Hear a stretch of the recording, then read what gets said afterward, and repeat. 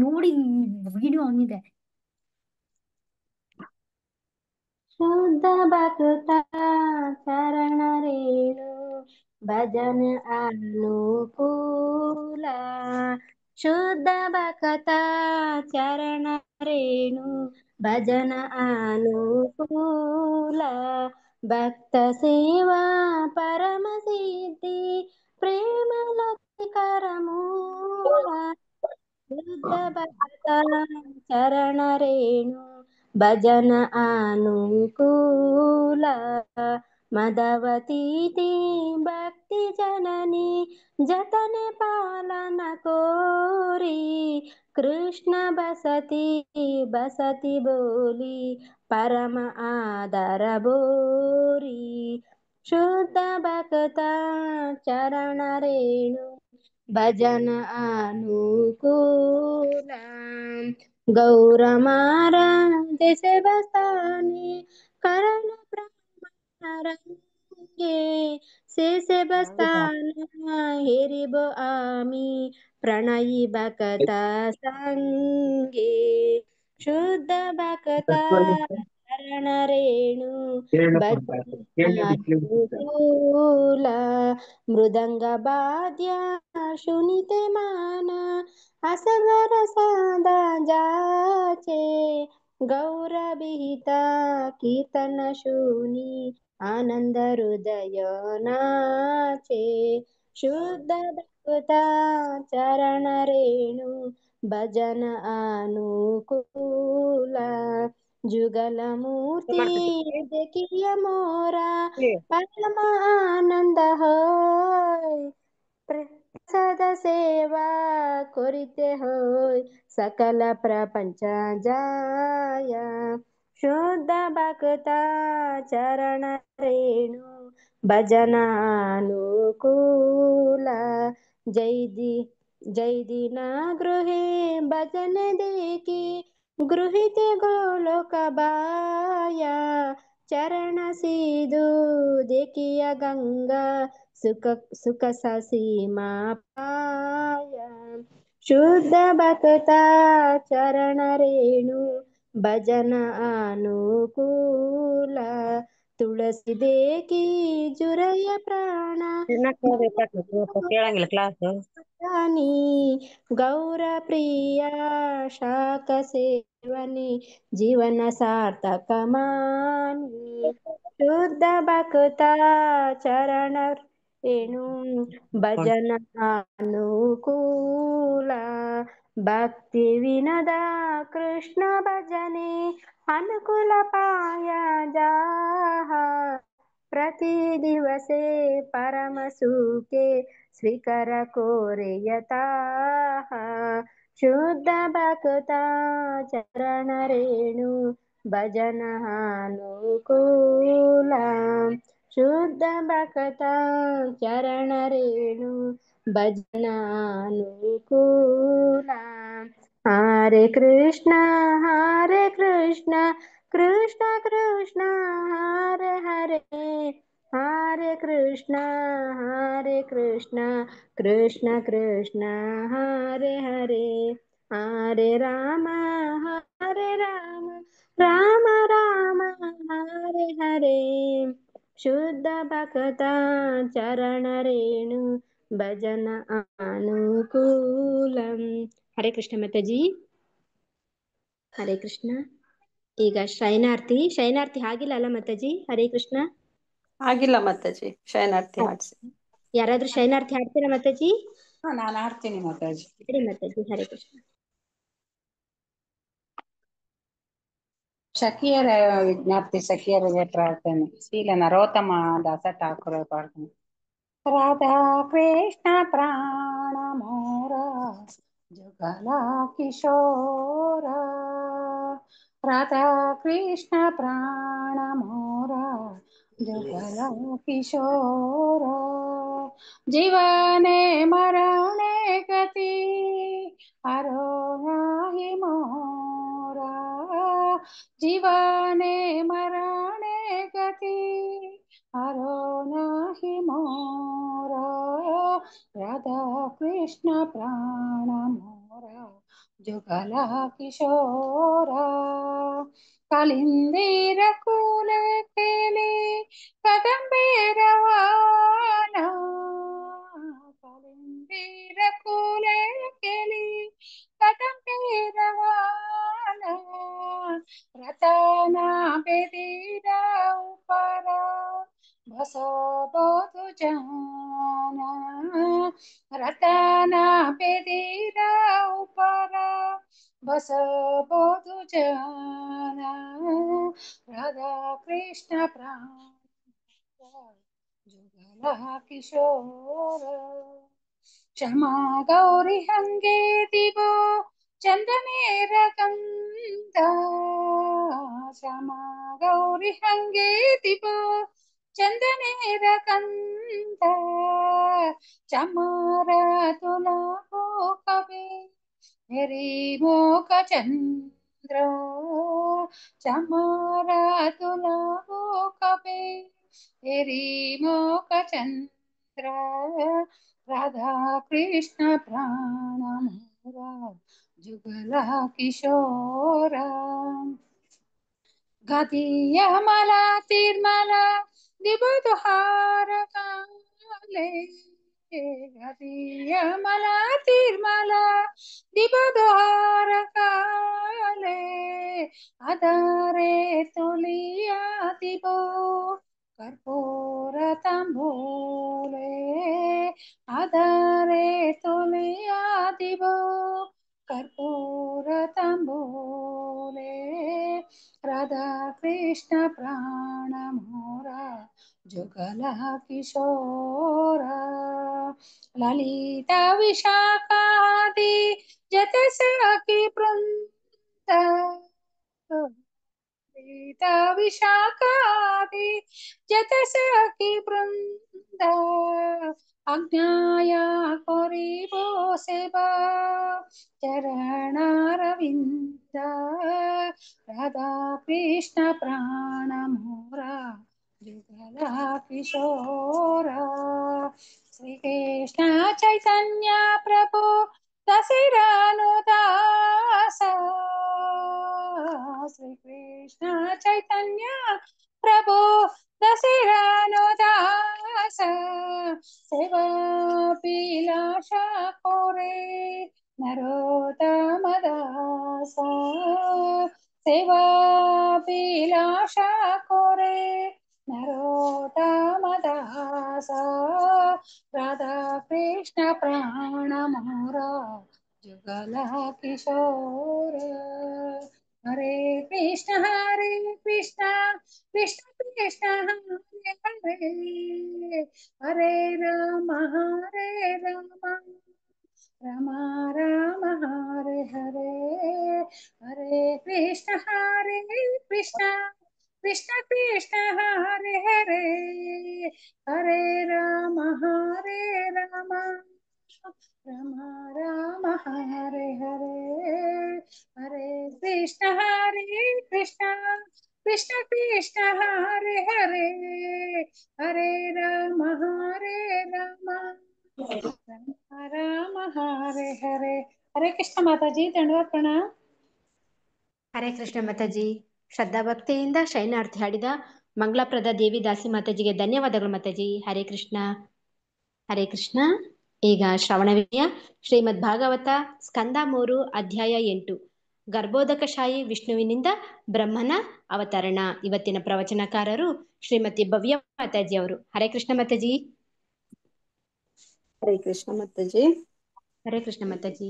ಪ್ರಣಾಮ್. ಹರೇ ಕೃಷ್ಣ. ಮುಂದುವರಿಸಿ ಮಾತಾಜಿ. ಹರೇ ಕೃಷ್ಣ ಮಾತಾಜಿ. Thank you. ಓಂ ಅಜ್ಞಾನತಿಮಿರಾಂಧಸ್ಯ ಜ್ಞಾನಾಂಜನಾಶಲಾಕಯಾ ಚಕ್ಷುರುನ್ಮಿಲಿತಂ ಯೇನ ತಸ್ಮೈ ಶ್ರೀ ಗುರವೇ ನಮಃ. ಶ್ರೀ ಚೈತನ್ಯ ಮನೋಭೀಷ್ಟಂ ಸ್ಥಾಪಿತಂ ಯೇನ ಭೂತಲೆ ಸ್ವಯಂ ರೂಪಾ ಕದಾ ಮಹ್ಯಂ ದದಾತಿ ಸ್ವಪದಾಂತಿಕಂ. ವಂದೇಹಂ ಶ್ರೀಗುರು ಶ್ರೀಯುತಪದಕಮಲಂ ಶ್ರೀಗುರು ವೈಷ್ಣವಾಂಶ ಶ್ರೀರೂಪಂ ಸಾಗರಜಾತಂ ಸಗಣ ರಘುನಾಥಾನ್ವಿತಂ ತಂ ಸಜೀವಂ ಸಾದ್ವೈತಂ ಸಾವಧೂತಂ ಪರಿಜನಸಹಿತಂ ಕೃಷ್ಣ ಚೈತನ್ಯ ದೇವಂ ಶ್ರೀರಾಧಾ ಕೃಷ್ಣ ಪಾದಾನ್ ಸಗಣ ಲಲಿತಾನ್ ಶ್ರೀ ವಿಶಾಖಾನ್ವಿತಂ ಹೇ ಕೃಷ್ಣ ಕರುಣಾ ಸಿಂಧು ದೀನ ಬಂಧು ಜಗತ್ಪತೆ ಗೋಪೇಶ ಗೋಪಿಕಾ ಕಾಂತ ರಾಧಾ ಕಾಂತ ನಮೋಸ್ತುತೆ. तप्त कांचन गौरांगी राधे वृंदावनेश्वरी वृषभानुसुते देवी प्रणमामि हरिप्रिये वाञ्छाकल्पतरुभ्यश्च कृपा सिन्धुभ्येव च पतितानां पावनेभ्यो वैष्णवेभ्यो नमो नमः। नमः ॐ विष्णुपादाय कृष्णप्रेष्ठाय भूतले श्रीमते जयपताका स्वामिनिति नामिने नमः आचार्यपादाय निताय कृपप्रदायिने गौरकथा दामदाय नगरग्रामातारिणे नमः ॐ विष्णुपादाय कृष्णप्रेष्ठाय भूतले श्रीमते भक्तिवेदान्तस्वामिनिति नामिने नमस्ते सरस्वते देवी गौरवाणी प्रचारिणे निर्विशेष शून्यवादी पाश्चात्यदेशतारिणे जय श्री कृष्ण चैतन्य प्रभु नित्यानंदा श्री अद्वैत गदाधर श्रीवासादि गौर भक्तवृंदा हरे कृष्णा कृष्ण कृष्णा हरे हरे हरे राम राम राम हरे हरे। श्री गुरुदेव की जय, ಶ್ರೀಲ ಪ್ರಭುಪಾದ की जय। ಎಲ್ಲ ವೈಷ್ಣವರಿಗೂ ಧನ್ಯವಾದಗಳು, ಥ್ಯಾಂಕ್ ಯು. ನನಗೆ ಇವತ್ತಿನ ಈ ಪ್ರವಚನವನ್ನ ನೀಡೋದಕ್ಕೆ ಅವಕಾಶ ಕೊಟ್ಟಂತ ಶ್ವೇತಾ ಮಾತಾಜಿ ಹಾಗೂ ಮುರಾರಿ ಮಾಧವದಾಸ್ ಪ್ರಭುಜಿ ಅವರಿಗೆ ಧನ್ಯವಾದಗಳು. ಇಂದಿನ ವಿಷಯ ಬಂದ್ಬಿಟ್ಟು ಸ್ಕಂದ 3 ಅಧ್ಯಾಯ 8 ಗರ್ಭೋದಕಶಾಹಿ ವಿಷ್ಣುವಿನಿಂದ ಬ್ರಹ್ಮನ ಅವತರಣ. ನಮ್ಗೆ ಎಲ್ರಿಗೂ ಒಂದು ಕ್ಲಿಯರ್ ಪಿಕ್ಚರ್ ಗೊತ್ತಾಗಿದೆ, ಇಷ್ಟು ಕ್ಲಾಸಸ್ ಎಲ್ಲ ಕೇಳ್ತಿರ್ತೀವಿ, ಹೇಗೆ ಬ್ರಹ್ಮ ಸೃಷ್ಟಿ ಆದ, ಎಲ್ಲಿಂದ ಬಂದ ಬ್ರಹ್ಮ ಅಂತ ಹೇಳಿ ನಮ್ಗೆಲ್ಲ ಒಂದು ಕ್ಲಿಯರ್ ಪಿಕ್ಚರ್ ಗೊತ್ತಿದೆ. ನಮ್ಗೆ ಎಷ್ಟು ಗೊತ್ತಿರುತ್ತೆ ಅಂದ್ರೆ ಜಸ್ಟ್ ಒಂದು ಅದ್ಭುತವಾದ ಒಂದು ಕಮಲ ವಿಷ್ಣುವಿನ ನಾಭಿಯಿಂದ ಬಂದು ಅಲ್ಲಿಂದ ಬ್ರಹ್ಮ ಸೃಷ್ಟಿ ಆದ ಅಂತ ಹೇಳಿ ಒಂದು ಮೇಲ್ನೋಟಕ್ಕೆ ಒಂದು ಟಾಪಿಕ್ ನಮಗೆಲ್ರಿಗೂ ಗೊತ್ತಿರುತ್ತೆ. ಇಲ್ಲಿ ನೆಕ್ಸ್ಟ್ ಇಲ್ಲಿ ಈಗ ಈ ಅಧ್ಯಾಯದಲ್ಲಿ ಮೈತ್ರಿಯ ಮುನಿಗಳು ಮತ್ತೆ ಮಹರ್ಷಿ ಮೈತ್ರಿಯರು ಮತ್ತೆ ವಿದುರನ ಸಂಭಾಷಣೆ ಮುಂದುವರಿತಾ ಹೋಗುತ್ತೆ. ಇಲ್ಲಿ ಮೈತ್ರಿಯ ಮುನಿಗಳು ಎಷ್ಟು ಖುಷಿಯಾಗಿರ್ತಾರೆ ಅಂದ್ರೆ ವಿದುರನನ್ನ ತುಂಬಾ ಹೊಗಳ್ತಾ ಇರ್ತಾರೆ. ಯಾಕಂದ್ರೆ ಅವನ ಪೂರ್ವಜರು ಅಂದ್ರೆ ಹಿಂದಿನ ಪೂರ್ವಜರು ರಾಜವಂಶಸ್ಥರನ್ನೆಲ್ಲ ಸೇರಿಸ್ಕೊಂಡು ಹೊಗಳ್ತಾ ಇರ್ತಾರೆ. ಯಾಕಂದ್ರೆ ಅವ್ರದ್ದು ರಾಜವಂಶ ಬಂದ್ಬಿಟ್ಟು ಪುರು ಅಂತ ಹೇಳಿ. ಆ ಪುರುವಿನ ರಾಜವಂಶಸ್ಥರೆಲ್ಲರೂ ಕೂಡ ದೇವೋತ್ತಮ ಪರಮ ಪುರುಷನ ಶುದ್ಧ ಭಕ್ತರಾಗಿರ್ತಾರೆ. ಹಾಗಾಗಿ ಮೈತ್ರಿಯ ಮುನಿಗಳಿಗೆ ವಿದುರನು ಇಲ್ಲಿ ಭಗವಂತನ ಬಗ್ಗೆ ಕೇಳ್ತಿರೋದ್ರಿಂದ ಅವರಿಗೆ ತುಂಬಾ ಸಂತೋಷ ಆಗ್ತಿರುತ್ತೆ. ಅಂತ ವಂಶದಲ್ಲಿ ನೀನು ಹುಟ್ಟಿ ಮತ್ತೆ ಭಗವಂತನ ಲೀಲೆಗಳ ಬಗ್ಗೆ ಇವಾಗ ನನ್ನನ್ನು ಕೇಳ್ತಾ ಇದೀಯಾ, ಇಲ್ಲಿ ಪ್ರತಿಯೊಂದು ಹೊಸದಾಗಿ ನಿನಗೆ ನಾನು ಎಕ್ಸ್ಪ್ಲೇನ್ ಮಾಡ್ತಾ ಹೋಗ್ತೀನಿ. ಯಾಕಂದ್ರೆ ಇದು ಭಾಗವತಂ ಬಂದ್ಬಿಟ್ಟು ಮೊದಲಿನಿಂದ ಗುರು ಪರಂಪರೆಯಿಂದ ಬಂದಿರುವಂತ ವಿಷಯ. ಸೊ ಗುರು ಪರಂಪರೆಯಿಂದ ಕೇಳ್ತಾ ಹೋದಂಗೆಲ್ಲ ಇದು ಅಂದ್ರೆ ಎಷ್ಟು ಇವಾಗ ನಾವು ಒಂದನಾದ್ರೂ ವಿಷಯ ಕೇಳಿದ್ರೆ ನಾವು ಇನ್ನೊಬ್ರಿಗೆ ಕನ್ವೆ ಮಾಡೋ ಅಷ್ಟರಲ್ಲಿ ಅದು ಅರ್ಧ ಇಲ್ಲ 75% ಅಷ್ಟೇ ಕನ್ವೆ ಮಾಡಕ್ಕಾಗುತ್ತೆ. ಅಂದ್ರೆ ಗುರು ಪರಂಪರೆಯಿಂದ ಕೇಳ್ತಾ ಬಂದ್ರೆ ಅದು ಎಲ್ಲಿನೂ ನಶಿಸಿ ಹೋಗಲ್ಲ, ಅದು ಹೇಗಿದೆನೋ ಹಾಗೆ ಬರ್ತಾನೆ ಇರುತ್ತೆ ಅಂತ ಹೇಳಿ ನಾವು ಇಲ್ಲಿ ತಿಳ್ಕೊಬಹುದು. ಅದಕ್ಕೆ ಅವರು ಗುರು ಪರಂಪರೆಯಿಂದ ಮತ್ತೆ ಅವರು ಪೂರ್ವವಂಶ ರಾಜವಂಶವನ್ನಿಂದ ಹಿಡಿದು ವಿದುರನಿಗೆ ಇಲ್ಲಿ ಪ್ರಶಂಸೆಯನ್ನ ಮಾಡ್ತಾ ಇದ್ದಾರೆ ಮೈತ್ರಿಯ ಮುನಿಗಳು. ನೆಕ್ಸ್ಟ್ ಶ್ಲೋಕದಲ್ಲಿ ನೋಡ್ಬೋದು ನಾವು ಜಸ್ಟ್ ಇಲ್ಲಿ ಸ್ವಲ್ಪ ಮಟೀರಿಯಲ್ ಟೆಂಪರವರಿ ಏನು ನಾವು ಸಂತೋಷಕ್ಕಾಗಿ ಏನು 3 ಕ್ಲೇಶಗಳಿದೆ ಅದ್ರಲ್ಲಿ ಸಿಗಾಕೊಂಡ್ಬಿಡ್ತೀವಿ. ಅವಾಗ ದೇವೋತ್ತಮ ಪರಮ ಪುರುಷ ಮಹರ್ಷಿಗಳಿಗೆ ನೇರವಾಗಿ ಭಾಗವತ ಪುರಾಣ ಅದಕ್ಕೆ ಅನುಕೂಲ ಆಗೋ ತರ ಇಲ್ಲಿ ಮಹರ್ಷಿಯರಿಗೆ ದೇವೋತ್ತಮ ಪರಮ ಪುರುಷನು ಭಾಗವತ ಪುರಾಣವನ್ನ ಹೇಳ್ತಾರೆ. ನಾವು ನೋಡ್ಬೋದು, ನಾವು ಜಸ್ಟ್ ಒಂದು ಮಟೀರಿಯಲ್ ಥಿಂಗ್ಸ್ಗೆ ಏನೋ ಒಂದು ಚಿಕ್ಕ ಪುಟ್ಟ ಏನೋ ಒಂದು ಚೂರು ಸಾಧನೆ ಮಾಡ್ಬಿಟ್ರೆ ಸಾಕು, ನಮ್ಗೆ ನಮ್ಮ ಸಂತೋಷಕ್ಕೆ ಲಿಮಿಟ್ ಅನ್ನೋದೇ ಇರಲ್ಲ. ಅಷ್ಟೊಂದು ಖುಷಿ ಪಡ್ತಾ ಇರ್ತೀವಿ. ಅಷ್ಟೇ ಏನಾದ್ರೂ ಒಂಚೂರು ಬದಲಾವಣೆ ಆದ್ರೆ ಅಷ್ಟೇ ದುಃಖಗಳನ್ನ ಪಡ್ತಾ ಇರ್ತೀವಿ. ನಾವ್ ಯಾವ್ದನ್ನು ತಡ್ಕೊಳ್ಳೋಷ್ಟು ಇದಿಲ್ಲ. ಯಾಕಂದ್ರೆ ನಾವು ಕಾನ್ಸ್ಟೆಂಟ್ ಆಗಿ ಇರೋದಿಲ್ಲ. ಸುಖ ಬರ್ಲಿ ಕಷ್ಟ ಬರ್ಲಿ ನಾವೆಲ್ಲಾ ಈ 3 ಕ್ಲೇಶಗಳಲ್ಲಿ ಇದಾಗಿರ್ತೀವಿ, ಮತ್ತೆ ತ್ರಿಗುಣಗಳಿಂದ ಕೂಡಿರ್ತೀವಿ. ಹಾಗಾಗಿ ನಾವು ಯಾವ್ದನ್ನು ಅಷ್ಟು ಈಸಿಯಾಗಿ ಅಕ್ಸೆಪ್ಟ್ ಮಾಡ್ಕೊಳ್ಳೋದೇ ಇಲ್ಲ. ಈ ಎಲ್ಲಾ ಪ್ರಾಬ್ಲಮ್ಸಿಗೆ ಶ್ರೀಮದ್ ಭಾಗವತದಲ್ಲಿ ಎಲ್ಲಾ ಸಮಸ್ಯೆಗಳಿಗೆ ಪರಿಹಾರ ಇದೆ ಅಂತ ಹೇಳಿ ಇಲ್ಲಿ ನಾವು ನೋಡ್ಬೋದು. ಮತ್ತೆ ಇದು ನಾನು ಅವಾಗ್ಲೇ ಹೇಳ್ದಾಗೆ ಇದು ಗುರು ಶಿಷ್ಯ ಪರಂಪರೆಯಿಂದ ಸಾಂಪ್ರದಾಯಿಕವಾಗಿ ಸಾಗಿ ಬಂದಿರುವಂತದ್ದು. ಹಾಗಾಗಿ ಇದರಲ್ಲಿ ಯಾವುದು ಡೌಟ್ಸ್ ಇಲ್ಲ. ಹಾಗಾಗಿ ಶ್ರೀಮದ್ ಭಾಗವತಂ ಅನ್ನೋದು ಎಲ್ಲಾ ಮಾನವನ ಸಮಾಜದಲ್ಲಿರುವಂತ ಎಲ್ಲಾ ಈ ಭೌತಿಕ ಸಮಸ್ಯೆಗಳು ಏನೇನಿದೆ ಇದೆಲ್ಲನೂ ಕೂಡ ಇದಕ್ಕೆ ಪರಿಹಾರನ ನಾವು ಶ್ರೀಮದ್ ಭಾಗವತದಿಂದ ಕಂಡ್ಕೋಬಹುದು. ಅದು ಯಾವಾಗ ಶ್ರೀಮದ್ ಭಾಗವಂತ ಅದು ಶುದ್ಧ ಭಕ್ತರ ಸಂಘ ಸಿಕ್ಕಿ ನಮಗೆ ಭಾಗವತವನ್ನ ಆ ಶುದ್ಧ ಭಕ್ತರಿಂದ ಕೇಳುವ ಅದೃಷ್ಟವಂತರಿಗೆ ಮಾತ್ರ ಈ ನಮ್ಮ ಭೌತಿಕ ಸಮಾಜದಲ್ಲಿರುವ ಎಲ್ಲ ಸಮಸ್ಯೆಗಳಿಗೆ ಪರಿಹಾರ ಸಿಗುತ್ತೆ. ಇಲ್ಲ ಅಂದ್ರೆ ನಾವು ಈ ಜಸ್ಟ್ ಇದು ಶರೀರ ಏನಿದೆ ಅಲ್ವಾ, ಈ ಶರೀರನ ಈ ಶರೀರನೇ ಒಂದು ಆತ್ಮ ಎಂಬ ಭ್ರಮೆಗೆ ಒಳಗಾಗ್ಬಿಟ್ಟು ನಾವು ಈ ಮಿಥ್ಯ ಬಂಧನಗಳಿಗೆಲ್ಲ ಒಳಗಾಗ್ಬಿಟ್ಟು ಮೂಢನಂಬಿಕೆಯಿಂದನೇ ಇಲ್ಲಿ ಜೀವನನ ಸಾಗಿಸ್ತಾ ಇರ್ತೀವಿ. ಅಂದ್ರೆ ಭಗವಂತನ ಬಗ್ಗೆ ತಿಳ್ಕೊಬೇಕು ಅಂದ್ರೆ ಒಂದು ಜನ್ಮ ಜನ್ಮಾಂತರಗಳಿಂದ ನಾವು ಅದನ್ನ ಜನ್ಮಗಳನ್ನ ತಾಳ್ತಾ ಬಂದಿರ್ತೀವಿ. ಯಾವುದೋ ಒಂದು ಸಂಗತಿಯಲ್ಲಿ ಅಷ್ಟೇ ನಮಗೆ ಶುದ್ಧ ಭಕ್ತರ ಸಂಘ ಸಿಕ್ಕಿದಾಗ ಇಂಥ ಅದ್ಭುತವಾದ ಗ್ರಂಥಗಳನ್ನ ಅವ್ರ ಕಡೆಯಿಂದ ಕೇಳಿ ತಿಳ್ಕೊಂಡಾಗ ಮಾತ್ರ ನಾವು ಈ ಭೌತಿಕ ಸಂಕೋಲನೆಗಳಿಂದ ಹೊರಬರ್ಬೋದು. ಇಲ್ಲ ಅಂದ್ರೆ ನಾವು ಮತ್ತೆ ಇಲ್ಲಿ ಪುನರಪಿ ಜನರಂ ಪುನರತಿ ಮರಣಂ ಅಂತ ಹೇಳಿ ನಾವು ಇಲ್ಲೇ ಇರ್ಬೇಕಾಗುತ್ತೆ. ಇಲ್ಲಾಂದ್ರೆ ಈ ಭೌತಿಕ ಜಗತ್ತಿನಿಂದ ಅಷ್ಟು ಈಸಿಯಾಗಿ ಈ ಬಂಧನಗಳಿಂದ ಬಿಡಿಸ್ಕೊಂಡು ಹೋಗೋದಿಕ್ಕೆ, ಮುಕ್ತಿ ಕೊಡೋದಿಕ್ಕೆ ಸಾಧ್ಯನೇ ಇಲ್ಲ. ಅದು ಏನಾದ್ರೂ ನಮ್ಗೆ ಮುಕ್ತಿಯನ್ನ ಕೊಡುತ್ತೆ ಈ ಭೌತಿಕ ಜಗತ್ತಿನಿಂದ, ಈ ಭೌತಿಕ ಈ ಸಂಬಂಧಗಳಿಂದ, ಈ ಬಂಧನಗಳಿಂದ ಅಂದ್ರೆ ಅದು ಶುದ್ಧ ಭಕ್ತರ ಸಂಘ ಮತ್ತೆ ಬಂದ್ಬಿಟ್ಟು ಶ್ರೀಮದ್ ಭಾಗವತಂ ಅಂತ ಮಹಾಗ್ರಂಥಗಳು. ಇದು ನಾವು ಗುರು ಪರಂಪರೆ ಅಂತ ಹೇಳಿದ್ನಲ್ಲ, ನಾವ್ ಇಲ್ಲಿ ನೋಡ್ಬೋದು. ಇದು ದೇವೋತ್ತಮ ಪರಮ ಪುರುಷನ ಅವತಾರವಾದ ವ್ಯಾಸದೇವರು ಅವರು ಬರೆದಂತ ಈ ಶ್ರೀಮದ್ ಭಾಗವತಂ. ಅವ್ರು ಬಂದ್ಬಿಟ್ಟು ಅವರು ನೆಕ್ಸ್ಟ್ ಸುಖದೇವ ಗೋಸ್ವಾಮಿ ಅವರಿಗೆ ಹೇಳ್ತಾರೆ. ಸುಖದೇವ ಗೋಸ್ವಾಮಿಗಳು ಸುತ ಗೋಸ್ವಾಮಿ ಅವ್ರಿಗೆ ಹೇಳ್ತಾರೆ. ಅವರು ಬಂದ್ಬಿಟ್ಟು ನೆಕ್ಸ್ಟ್ ಬೇರೆ ಋಷಿಮುನಿಗಳಿಗೆ ಹೇಳ್ತಾರೆ. ನೆಕ್ಸ್ಟ್ ಅಲ್ಲಿಂದ ಮತ್ತೆ ಸುಖದೇವ ಗೋಸ್ವಾಮಿಗಳು ಪರೀಕ್ಷಿತ್ ಮಹಾರಾಜರಿಗೂ ಕೂಡ ಶ್ರೀಮದ್ ಭಾಗವತಮನ್ನ ತಿಳಿಸ್ಕೊಡ್ತಾರೆ. ಮತ್ತೆ ಮಹರ್ಷಿಗಳು ಕೂಡಿ ಬಾಲಸಂತರ ಪ್ರಮುಖನಾದ ಸನತ್ ಕುಮಾರರು ಬಂದ್ಬಿಟ್ಟು ಅವರು ಅಷ್ಟೇ ಪರಮ ಪ್ರಭುವಾದ ವಾಸುದೇವನ ಬಗೆಗಿನ ಸತ್ಯ ಸಂಗತಿಗಳನ್ನು ತಿಳಿಯಲು ಕುತೂಹಲರಾಗಿ ಬ್ರಹ್ಮಾಂಡದ ತಳದಲ್ಲಿ ಕುಳಿತಿರುವ ಭಗವಾನ್ ಸಂಕರ್ಷಣ ಅನ್ನೋದು ಭಗವಂತನ ಇನ್ನೊಂದು ರೂಪ. ನಾವು ನೋಡ್ತೀವಿ ಬ್ರಹ್ಮಾಂಡ ಸೃಷ್ಟಿ ಆದಾಗೆಲ್ಲ ಎಷ್ಟು ವಿಧವಾದ ಎಷ್ಟು ಬೇರೆ ಬೇರೆ ವಿಸ್ತಾರಗೊಂಡು ಭಗವಂತ ಹೇಗೆ ಬ್ರಹ್ಮಾಂಡವನ್ನ ಸೃಷ್ಟಿ ಮಾಡ್ತಾನೆ ಅಂತ ಹೇಳಿ ನಾವು ನೋಡ್ಬೋದು ಗೋಲಕ ಚಾರ್ಟ್ ಅಲ್ಲಿ. ಹಾಗಾಗಿ ಅಲ್ಲಿಂದ ಭಗವಾನ್ ಸಂಕರ್ಷಣನ ಅವರು ಭೇಟಿ ಆಗ್ಬಿಟ್ಟು ಭಗವಾನ್ ಸಂಕರ್ಷಣನಿಂದ ಶ್ರೀಮದ್ ಭಾಗವತವನ್ನ ಕೇಳೋದಿಕ್ಕೆ ಪ್ರಯತ್ನ ಪಡ್ತಾರೆ. ಯಾರು? ಸನತ್ ಕುಮಾರರು. ಆಗ ಪರಮಪ್ರಭು ವಾಸುದೇವನ ಸೋಂಶಾದ ಸಂಕರ್ಷಣನ ವಿಸ್ತರಣೆ ಇದು ಬಂದ್ಬಿಟ್ಟು ಭಗವಂತನ ಒಂದು ವಿಸ್ತರಣೆ ಆಗಿರುತ್ತೆ ಅದು ಸಂಕರ್ಷಣ ಅನ್ನೋದು. ನೆಕ್ಸ್ಟ್ ಶ್ಲೋಕ ಬಂದ್ಬಿಟ್ಟು, ಆ ಸಮಯದಲ್ಲಿ ಭಗವಾನ್ ಸಂಕರ್ಷಣನು ಜ್ಞಾನಿಗಳು ಯಾರನ್ನು ಭಗವಾನ್ ವಾಸುದೇವನೆಂದು ಗೌರವಿಸುತ್ತಾರೆಯೋ ಅಂತಹ ನನ್ನ ಪರಮಪ್ರಭುವಿನ ಧ್ಯಾನದಲ್ಲಿದ್ದನು. ಆದರೆ ಜ್ಞಾನಿಗಳಾದ ಮಹರ್ಷಿಗಳ ಪ್ರಗತಿ ಸಲುವಾಗಿ ಅವನು ತನ್ನ ಕಮಲದಂತಹ ಕಣ್ಣುಗಳನ್ನು ಸ್ವಲ್ಪವೇ ತೆರೆದು ಮಾತನಾಡಲು ಆರಂಭಿಸಿದರು. ಇವರು ಸನತ್ ಕುಮಾರರು ಹೋದಾಗ ಅವ್ರು ಕೇಳ್ತಾರೆ ಭಗವಂತನ ಲೀಲೆಗಳನ್ನ, ಭಗವಂತನಿಂದ ಕೇಳೋದಿಕ್ ಬಯಸಿದಾಗ ನಾವು ಹೇಳ್ತೀವಲ್ವಾ ಕಮಲನಯನ ಅಂತ ಹೇಳಿ. ಕಮಲನಯನನಾದ ಭಗವಂತನು ಸ್ವಲ್ಪ ಕಣ್ಣುಗಳನ್ನಷ್ಟ ತೆರೆದು ಅವರಿಗೆ, ಅಂದ್ರೆ ಇವರು ಜ್ಞಾನಿಗಳು, ನಾವು ನೋಡ್ತೀವಲ್ವ 4 ಟೈಪ್ ಭಕ್ತರು ಇರ್ತಾರೆ ಅಂತ ಹೇಳಿ. ಅದರಲ್ಲಿ ಜ್ಞಾನಿಗಳಾದಂತ ಸನತ್ ಕುಮಾರರು ಭಗವಂತನ ಲೀಲೆಗಳನ್ನ ಕೇಳಕ್ ಹೋದಾಗ ಅವರಿಗೆ ಶ್ರೀಮದ್ ಭಾಗವತವನ್ನ ಭಗವಂತ ಅವಾಗ ಹೇಳ್ತಾರೆ ಅವರು. ಮತ್ತೆ ಋಷಿಗಳು ಅತ್ಯುನ್ನತ ಲೋಕಗಳಿಂದ ಗಂಗಾ ನದಿಯ ನೀರಿನ ಮೂಲಕ ಕೆಳಗಿನ ಪ್ರದೇಶಗಳಿಗೆ ಇಳಿದು ಬಂದರು.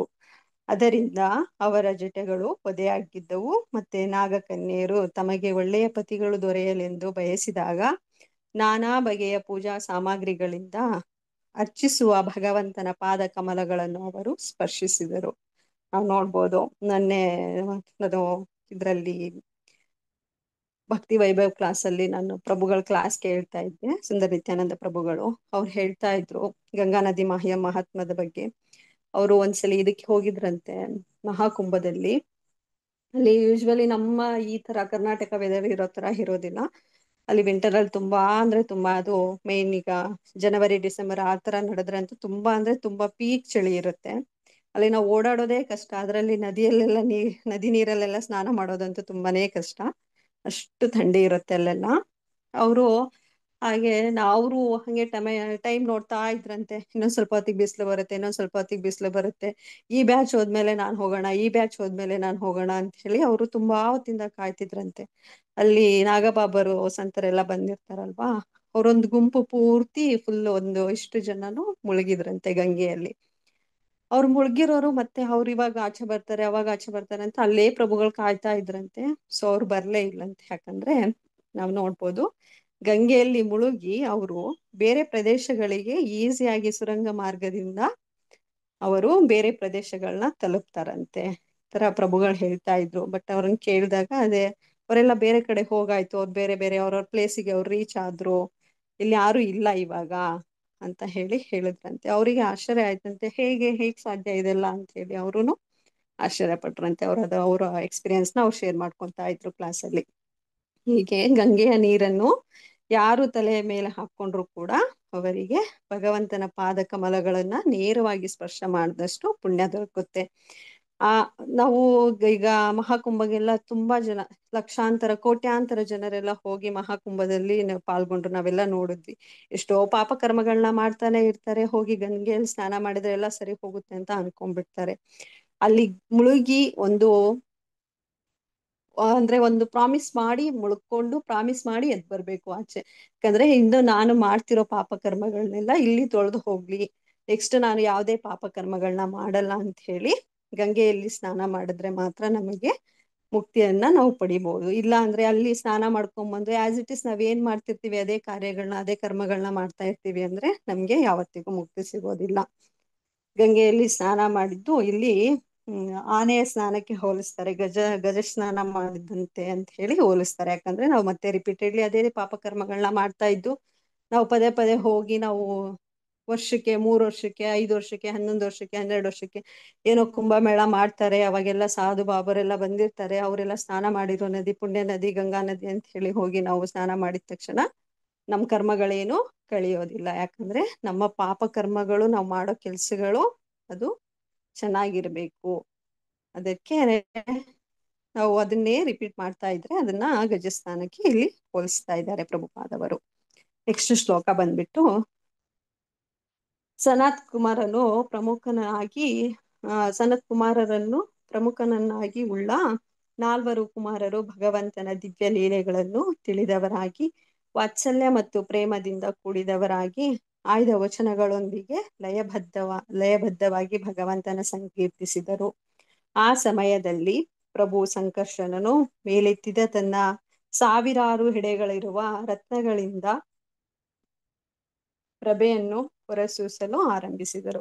ಈಗ ನನ್ ಕ್ಲಾಸ್ ಇದೆ ಅಂತ ಹೇಳಿ ಪ್ರಭುಗಳು ಅದು ಇದು ಹಾಕಿದ್ದಾರೆ, ಇಮೇಜ್ ನೋಡ್ಬೋದು ನಾವು. ಹೀಗೆ ಭಗವಾನ್ ಸಂಕರ್ಷಣನು ಶೇಷನಾಗನ ಮೇಲೆ ಹೇಗೆ ಮಲಗಿದ್ದಾರೆ ಅದ್ರಲ್ಲಿ ಅಂದ್ರೆ ಅಲ್ಲಿ ನಮ್ಗೆ ಗೊತ್ತೇ ಇದೆ, ಭಗವಂತ ಇರೋ ಕಡೆ ಅವರಿಗೆ ಸೂರ್ಯ ಚಂದ್ರನ ಬೆಳಕೆಲ್ಲ ಬೇಕಾಗಲ್ಲ. ಯಾಕಂದ್ರೆ ಸಂಕರ್ಷಣ ಇದ್ದಿರೋದ್ರಿಂದ ಅಲ್ಲಿ ಯಾವಾಗ್ಲೂ ಬೆಳಕಿದ್ದೇ ಇರುತ್ತೆ. ಅಂದ್ರೆ ಅಷ್ಟು ಪ್ರಕಾಶಮಾನವಾಗಿರುತ್ತೆ, ಯಾಕಂದ್ರೆ ಅಷ್ಟು ಅದ್ಭುತವಾದ ರತ್ನಗಳು ಅಲ್ಲಿ ಇವ್ರದ್ದು ಶೇಷನಾಗರ ಹೆಡೆಯಲ್ಲಿರುತ್ತೆ. ಹಾಗಾಗಿ ಅಲ್ಲಿ ಸೂರ್ಯ ಚಂದ್ರರಂತ ಬೆಳಕೇನು ನಮಗಷ್ಟೇ, ಈ ಭೌತಿಕ ಜಗತ್ತಿಗಷ್ಟೇ ಬೇಕಾಗಿರೋದು, ಭಗವಂತನಿಗೆ ಅದರ ಅವಶ್ಯಕತೆ ಇಲ್ಲ ಅಂತ ಹೇಳಿ ಇಲ್ಲಿ ನಾವು ತಿಳ್ಕೊಬಹುದು. ನೆಕ್ಸ್ಟ್ ಶ್ಲೋಕ ಬಂದ್ಬಿಟ್ಟು, ಈಗಾಗಲೇ ವೈರಾಗ್ಯ ವ್ರತವನ್ನು ಸ್ವೀಕರಿಸಿದ ಮಹರ್ಷಿ ಸನತ್ ಕುಮಾರರಿಗೆ ಶ್ರೀ ಸಂಕರ್ಷಣನು ಶ್ರೀಮದ್ ಭಾಗವತದ ತಾತ್ಪರ್ಯವನ್ನು ತಿಳಿಸಿದನು. ಸನತ್ ಕುಮಾರರು ಕೂಡ ಪ್ರತಿಯಾಗಿ ಸಾಂಖ್ಯಾಯನ ಮುನಿಗಳಿಂದ ಪ್ರಶ್ನಿಸಲಾಗಿ ಶ್ರೀಮದ್ ಭಾಗವತವನ್ನು ತಾನು ಸಂಕರ್ಷಣೆಯಿಂದ ಕೇಳಿ ತಿಳಿದಂತೆ ವಿವರಿಸಿದರು. ಇಲ್ಲಿ ಇನ್ನೊಂದು ಪರಂಪರೆಯನ್ನು ನಾನು ನೋಡ್ತಾ ಹೋಗ್ಬೋದು.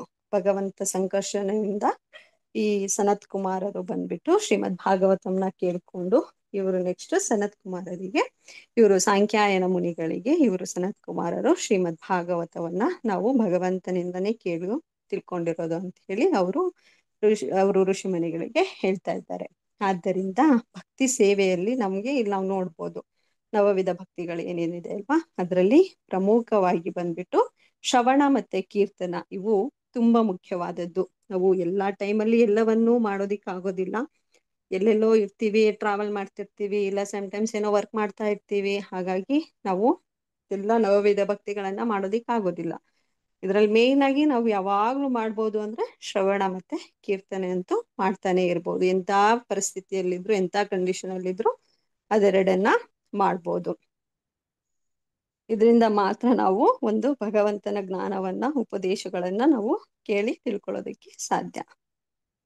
ನೆಕ್ಸ್ಟ್ ಶ್ಲೋಕದಲ್ಲಿ ಮಹರ್ಷಿಗಳು ಮುಂದುವರಿಸ್ತಾ ಹೇಳ್ತಿದ್ದಾರೆ, ಮಹರ್ಷಿ ಸಾಂಖ್ಯಾಯನರು ಆಧ್ಯಾತ್ಮಿಕವಾದಿಗಳಲ್ಲಿ ಪ್ರಮುಖರು. ಅವರು ಶ್ರೀಮದ್ ಭಾಗವತದ ಪರಿಭಾಷೆಯಲ್ಲಿ ಭಗವಂತನ ಮಹಿಮೆಗಳನ್ನು ವಿವರಿಸುತ್ತಿರುವಾಗ ನನ್ನ ಗುರುಗಳಾದ ಪರಾಶರ ಮತ್ತು ಬೃಹಸ್ಪತಿ ಇಬ್ಬರಿಗೂ ಕೇಳುವಂತಾಯಿತು. ನೆಕ್ಸ್ಟ್ ಸಾಂಖ್ಯಾಯನ ಮುನಿಯವರುಗಳಿಂದ ನೆಕ್ಸ್ಟ್ ಅವರು ಗುರುಗಳು ಪರಾಶರ ಮತ್ತು ಬೃಹಸ್ಪತಿ ಇಬ್ಬರು ಭಗವಂತನ ಮಹಿಮೆಗಳು ಅಂದ್ರೆ ಶ್ರೀಮದ್ ಭಾಗವತವನ್ನ ಕೇಳ್ತಾ ಹೋಗ್ತಾರೆ. ನೆಕ್ಸ್ಟ್ ಶ್ಲೋಕದಲ್ಲಿ ಬಂದ್ಬಿಟ್ಟು, ಮೇಲೆ ಹೇಳಿದಂತೆ ಮಹರ್ಷಿ ಪುಲಸ್ತ್ಯರ ಸಲಹೆಯಿಂದ ಮಹರ್ಷಿ ಪರಾಶರರು ಪುರಾಣಗಳಲ್ಲಿ ಅಗ್ರಗಣ್ಯವಾದ ಪುರಾಣ ಶ್ರೀಮದ್ ಭಾಗವತ ಅಂತ ಹೇಳಿ ನನಗೆ ಹೇಳಿದ್ರು. ನನ್ನ ಪ್ರಿಯ ಪುತ್ರನೇ, ನೀನು ಸದಾ ನನ್ನ ನಿಷ್ಠಾವಂತ ಅನುಯಾಯಿ ಆಗಿರುವುದರಿಂದ ನಾನು ಕೇಳಿದ ರೀತಿಯಲ್ಲೇ ಅದನ್ನು ನಿನ್ನೆದುರಿಗೆ ವರ್ಣಿಸುತ್ತೇನೆ ಹೇಳಿ. ಮತ್ತೆ ಇದು ಹಾಗೆ ಪರಂಪರೆಯಿಂದ ಒಬ್ಬರಿಂದ ಒಬ್ಬರಿಗೆ ಇದು ಎಲ್ಲಾ ಋಷಿ ಮುನಿಗಳು ಸನತ್ ಕುಮಾರರಿಂದ ಇಲ್ಲಿ ಇದು ಪರಂಪರೆ ಮುಂದುವರಿತಾ ಹೋಗ್ತಾ ಇದೆ.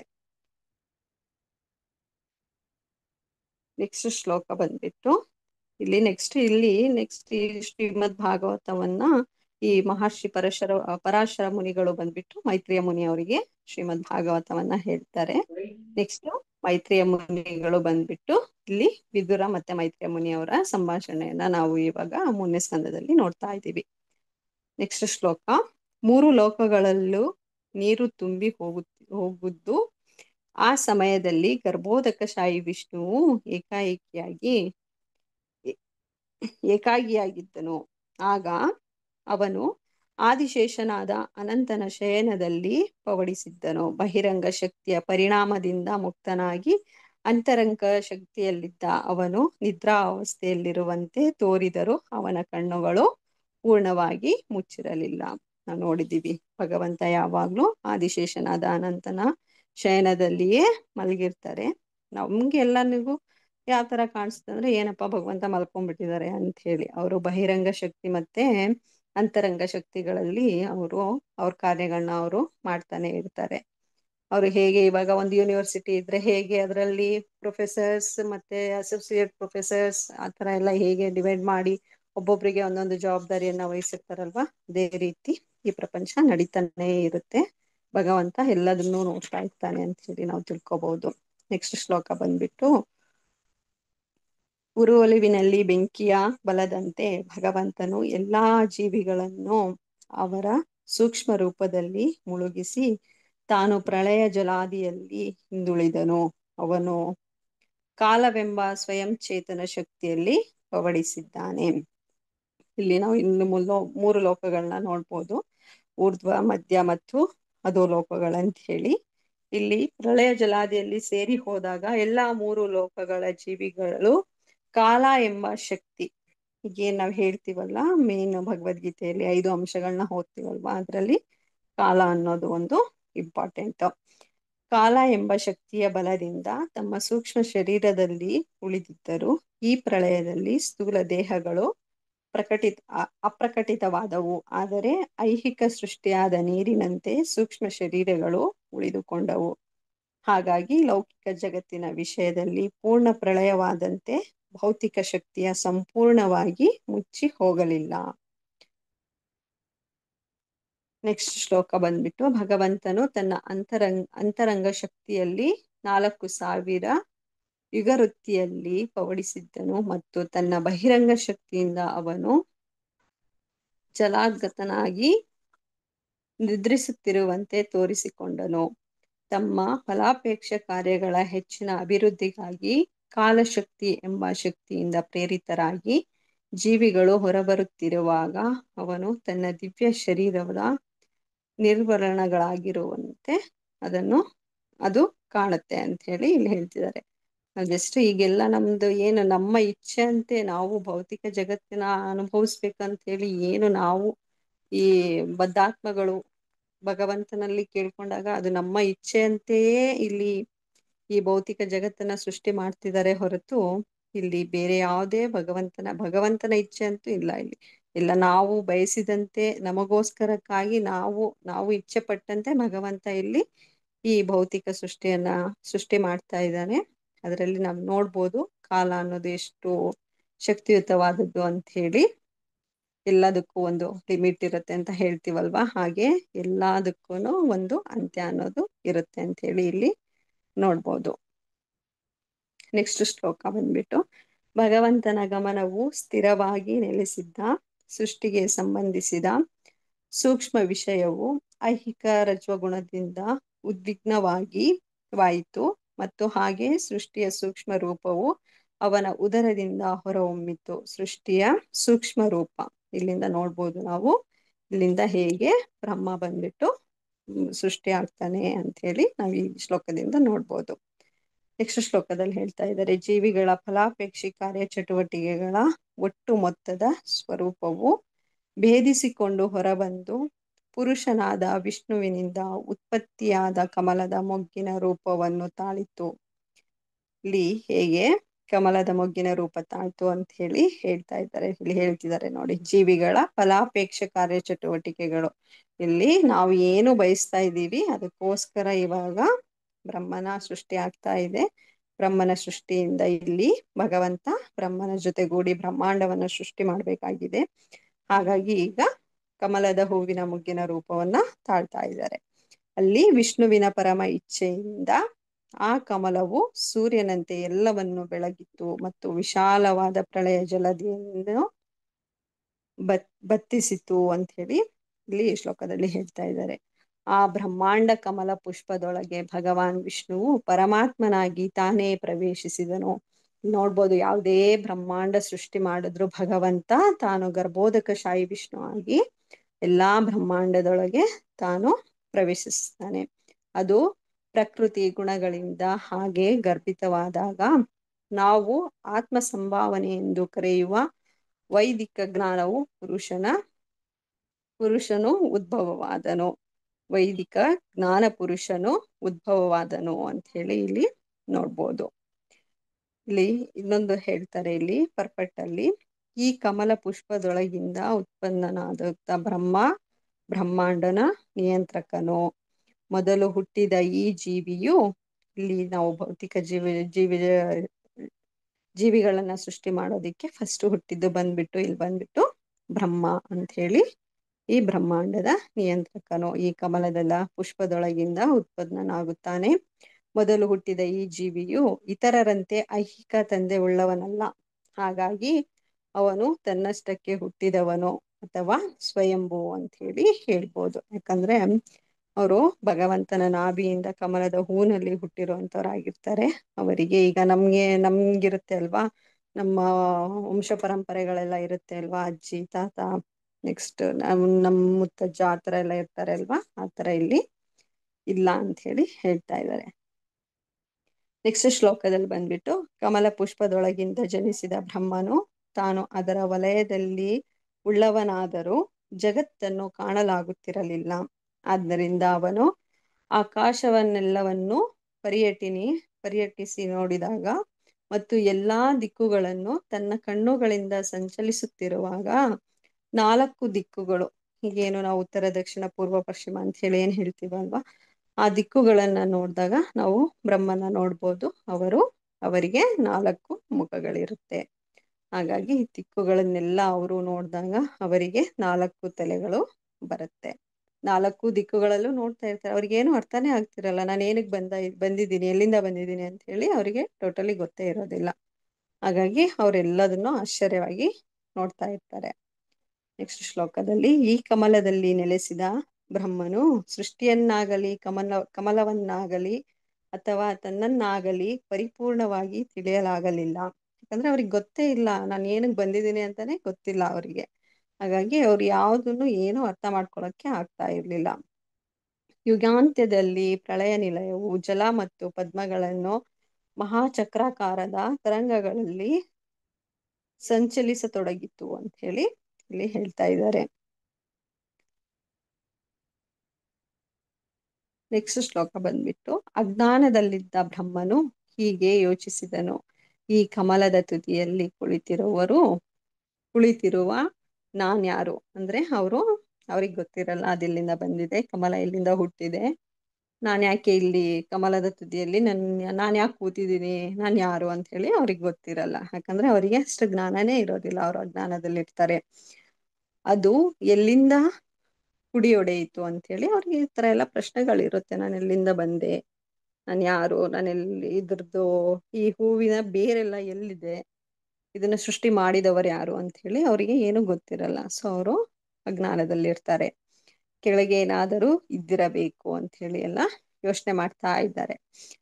ಯಾವುದರಿಂದ ಈ ಕಮಲವು ಬೆಳೆದಿದೆಯೋ ಅದು ನೀರೊಳಗೆ ಇರಬೇಕು ಅಂತ ಹೇಳಿ ಅವರು ಯೋಚನೆ ಮಾಡ್ತಾ ಇರ್ತಾರೆ. ಈಗ ಏನಾದ್ರೂ ಒಂದು ಹುಟ್ಟಿದೆ ಅಂದ್ರೆ, ಈಗ ಒಂದು ಮರ ಹುಟ್ಟಿದೆ ಅಂದ್ರೆ ನಾವು ಯೂಶ್ವಲಿ ಅನ್ಕೊಂತೀವಿ ಇದ್ರ ಬೇರ್ಗಳು ಬಂದ್ಬಿಟ್ಟು ಭೂಮಿಯಲ್ಲಿದೆ ಅಂತ ಹೇಳಿ.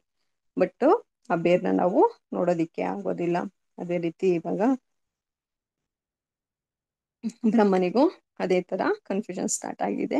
ಇದು ಎಲ್ಲಿದೆ, ಎಲ್ಲಿಂದ ಬಂದೆ, ನಾನು ಏನಕ್ಕೆ ಬಂದೆ ಅಂತ ಹೇಳಿ ಅವರು ಇವಾಗ ಅದನ್ನ ಪತ್ತೆ ಹಚ್ಚೋದಿಕ್ಕೆ ಸ್ಟಾರ್ಟ್ ಮಾಡಿದ್ದಾರೆ. ನೆಕ್ಸ್ಟ್ ಶ್ಲೋಕದಲ್ಲಿ, ಬ್ರಹ್ಮನು ಹಾಗೆಯೇ ಯೋಚನಾಪರನಾಗಿ ಕಮಲದ ದಂಟಿನ ನಾಳದ ಮೂಲಕ ಜಲವನ್ನು ಪ್ರವೇಶಿಸಿದನು. ಏನ್ ಮಾಡ್ತಾರೆ, ನಾನು ಯಾಕೆ ಬಂದೆ, ಎಲ್ಲಿಂದ ಬಂದೆ ಅಂತ ಹೇಳಿ ನೋಡ್ಕೊಂಡು ಅದೇನಿರುತ್ತೆ ಅಲ್ವಾ, ದಂಟೇನಿರುತ್ತೆ ಅಲ್ವಾ, ಅದರ ಮೂಲಕನೇ ಅವರು ನೀರಿನ ಒಳಗಡೆ ಮತ್ತೆ ವಾಪಸ್ ಹೋಗ್ತಾರೆ. ಯಾಕಂದ್ರೆ ಅವ್ರು ತಿಳ್ಕೊಬೇಕು ನಾನು ಏನಕ್ಕೆ ಬಂದಿದ್ದೀನಿ ಅಂತ ಹೇಳಿ, ಅವ್ರಿಗೆ ಗೊತ್ತಿಲ್ಲ. ಸೊ ಹಾಗಾಗಿ ಅವರು ಮತ್ತೆ ವಾಪಸ್ ನೀರಿನಲ್ಲಿ ಹೋಗ್ತಾರೆ. ಆದರೆ ನಾಳದ ಮೂಲಕವಾಗಿ ವಿಷ್ಣುವಿನ ನಾಭಿಯನ್ನು ಸಮೀಪಿಸಿದರು. ಅವನು ಮೂಲವನ್ನು ಕಂಡು ಹಿಡಿಯಲಾಗಲಿಲ್ಲ. ಅವ್ರಿಗೆ ಗೊತ್ತೇ ಇಲ್ಲ, ಏನೋ ಭಗವಂತನ ನಾಭಿ ಹತ್ರ ಹೋಗಿದ್ದಾರೆ, ಬಟ್ ಅದ್ರದ್ದು ರೂಟ್ ಅವ್ರಿಗೆ ಸಿಗ್ತಾನೆ ಇಲ್ಲ. ಯಾಕಂದ್ರೆ ಅಲ್ಲಿ ಭಗವಂತನ ಅವರು ಆಗ್ಲೇ ಅವ್ರ ನಾಭಿಯನ್ನ ಸ್ಪರ್ಶಿಸಿದ್ದಾರೆ. ಅದಕ್ಕಿಂತ ಅವರು ಹೆಚ್ಚಾಗಿ ನಾವು ನೋಡೋದಿಕ್ ಆಗೋದಿಲ್ಲ, ಯಾರೇ ಆಗಿರ್ಬೋದು. ನಾವು ಭಗವಂತನ ಮೂಲವನ್ನ ನಾವು ಅಷ್ಟು ಈಸಿಯಾಗಿ ನೋಡೋದಿಕ್ ಆಗೋದಿಲ್ಲ. ನಾವು ಶುದ್ಧ ಭಕ್ತರ ಸಂಘಗಳನ್ನ ಮಾಡಿ ಶುದ್ಧ ಭಕ್ತರಿಂದ ಏನಾದ್ರು ಕೇಳಿದ್ರೆ, ನಮ್ಮ ಗುರು ಪರಂಪರೆಯಿಂದ ಏನಾದ್ರು ಬಂದಿದ್ರೆ ಅವ್ರು ಹೇಳಿದ್ರೆ ಮಾತ್ರ ತಿಳ್ಕೊಳಕ್ ಸಾಧ್ಯ ಆಗುತ್ತೆ. ಹಾಗಾಗಿ ನಾವೇ ಏನೋ ನೋಡ್ತೀವಿ ಮಾಡ್ತೀವಿ ಅಂತ ಹೇಳಿ ಮಾಡೋದಿಕ್ ಆಗೋದಿಲ್ಲ. ನಾವು ನಮ್ಮ ವಿಜ್ಞಾನ ಈ ಭೌತಿಕ ಜಗತ್ತಲ್ಲಿ ಎಷ್ಟೇ ಮುಂದುವರೆದಿದ್ರು ನಾವು ಏನು ಮಾಡೋದಿಕ್ ಆಗೋದಿಲ್ಲ. ಪ್ರಭುಪಾದವರು ಒಂದು ಕ್ಲಾಸಲ್ಲಿ ಹೇಳ್ತಾ ಇದ್ರು, ಇವ್ರು ನಮ್ಮ ಸೈಂಟಿಸ್ಟ್ಗಳೆಲ್ಲ ಚಂದ್ರಯಾನ ಅದು ಇದು ಅಂತೆಲ್ಲ ಮಾಡ್ತಾನೆ ಇರ್ತಾರೆ, ಏನ್ ನೋಡ್ತಿದ್ದೀರಾ ನೀವು ಚಂದ್ರಯಾನ ಎಲ್ಲ ಮಾಡಿ ಅಂತ ಹೇಳಿ ಕೇಳಿದಾಗ ಒಬ್ರು ಸೈಂಟಿಸ್ಟ್ನ, ನಾವು ಅಲ್ಲಿ ನೀರಿದೆ, ಗಾಳಿ ಅಷ್ಟು ಇದಾಗಿದೆ, ಅಲ್ಕಲ್ಲಿದೆ, ಮಣ್ಣಿದೆ ಅಂತೆಲ್ಲ ಹೇಳ್ತಾ ಇದ್ರಂತೆ. ಅದಕ್ಕೆ ಹಾಗಾದ್ರೆ ಪ್ರಭುಪಾದವ್ರು ಹೇಳಿದ್ರಂತೆ, ನೀವು ಚಂದ್ರನನ್ನ ನೋಡೇ ಇಲ್ಲ, ಚಂದ್ರ ಎಷ್ಟು ಅದ್ಭುತವಾಗಿದೆ ಅಂತ ನೀವು ನೋಡೇ ಇಲ್ಲ. ಚಂದ್ರ ಆಕ್ಚುಲಿ ಬಂದ್ಬಿಟ್ಟು ತುಂಬಾ ಸುಂದರವಾಗಿದ್ದಾನೆ, ಅಲ್ಲಿ ಈ ತರ ಕಲ್ಲು ಮಣ್ಣು ಅಂತ ಹೇಳಿ ನೀವ್ ಹೇಳ್ತಿರೋ ತರ ಇಲ್ಲ, ನೀವು ಅದನ್ನ ಚಂದ್ರನನ್ನ ನೀವು ಟಚ್ ಮಾಡೇ ಇಲ್ಲ, ನೀವು ನೋಡೇ ಇಲ್ಲ ಅಂತ ಹೇಳಿ ಪ್ರಭುಪಾದ ಅವ್ರು ಹೇಳ್ತಾರಂತೆ. ಯಾಕಂದ್ರೆ ಭಗವಂತ ಸೃಷ್ಟಿ ಮಾಡಿರೋ ಯಾವುದೇ ಗ್ರಹಗಳನ್ನಾಗ್ಲಿ ಯಾವುದನ್ನೇ ಆಗ್ಲಿ ನಾವು ಮುಟ್ಟೋದಿಕ್ ಆಗಲ್ಲ. ನಾವು ಜಸ್ಟ್ ಇಮ್ಯಾಜಿನ್ ಮಾಡ್ಕೋಬಹುದು ಅಷ್ಟೇ, ಈ ತರ ಇರಬಹುದು ಅಂತ ಹೇಳಿ. ಯಾವುದೇ ಗ್ರಹಗಳನ್ನಾಗಲಿ ನಾವು ನಮ್ಮ ಭೌತಿಕ ವಿಜ್ಞಾನದಿಂದ ಅಲ್ಲಿ ತಲುಪೋದಿಕ್ಕೆ ಆಗೋದೇ ಇಲ್ಲ ಅಂತ ಹೇಳಿ ನಾವಿಲ್ಲಿ ನೋಡ್ಬೋದು.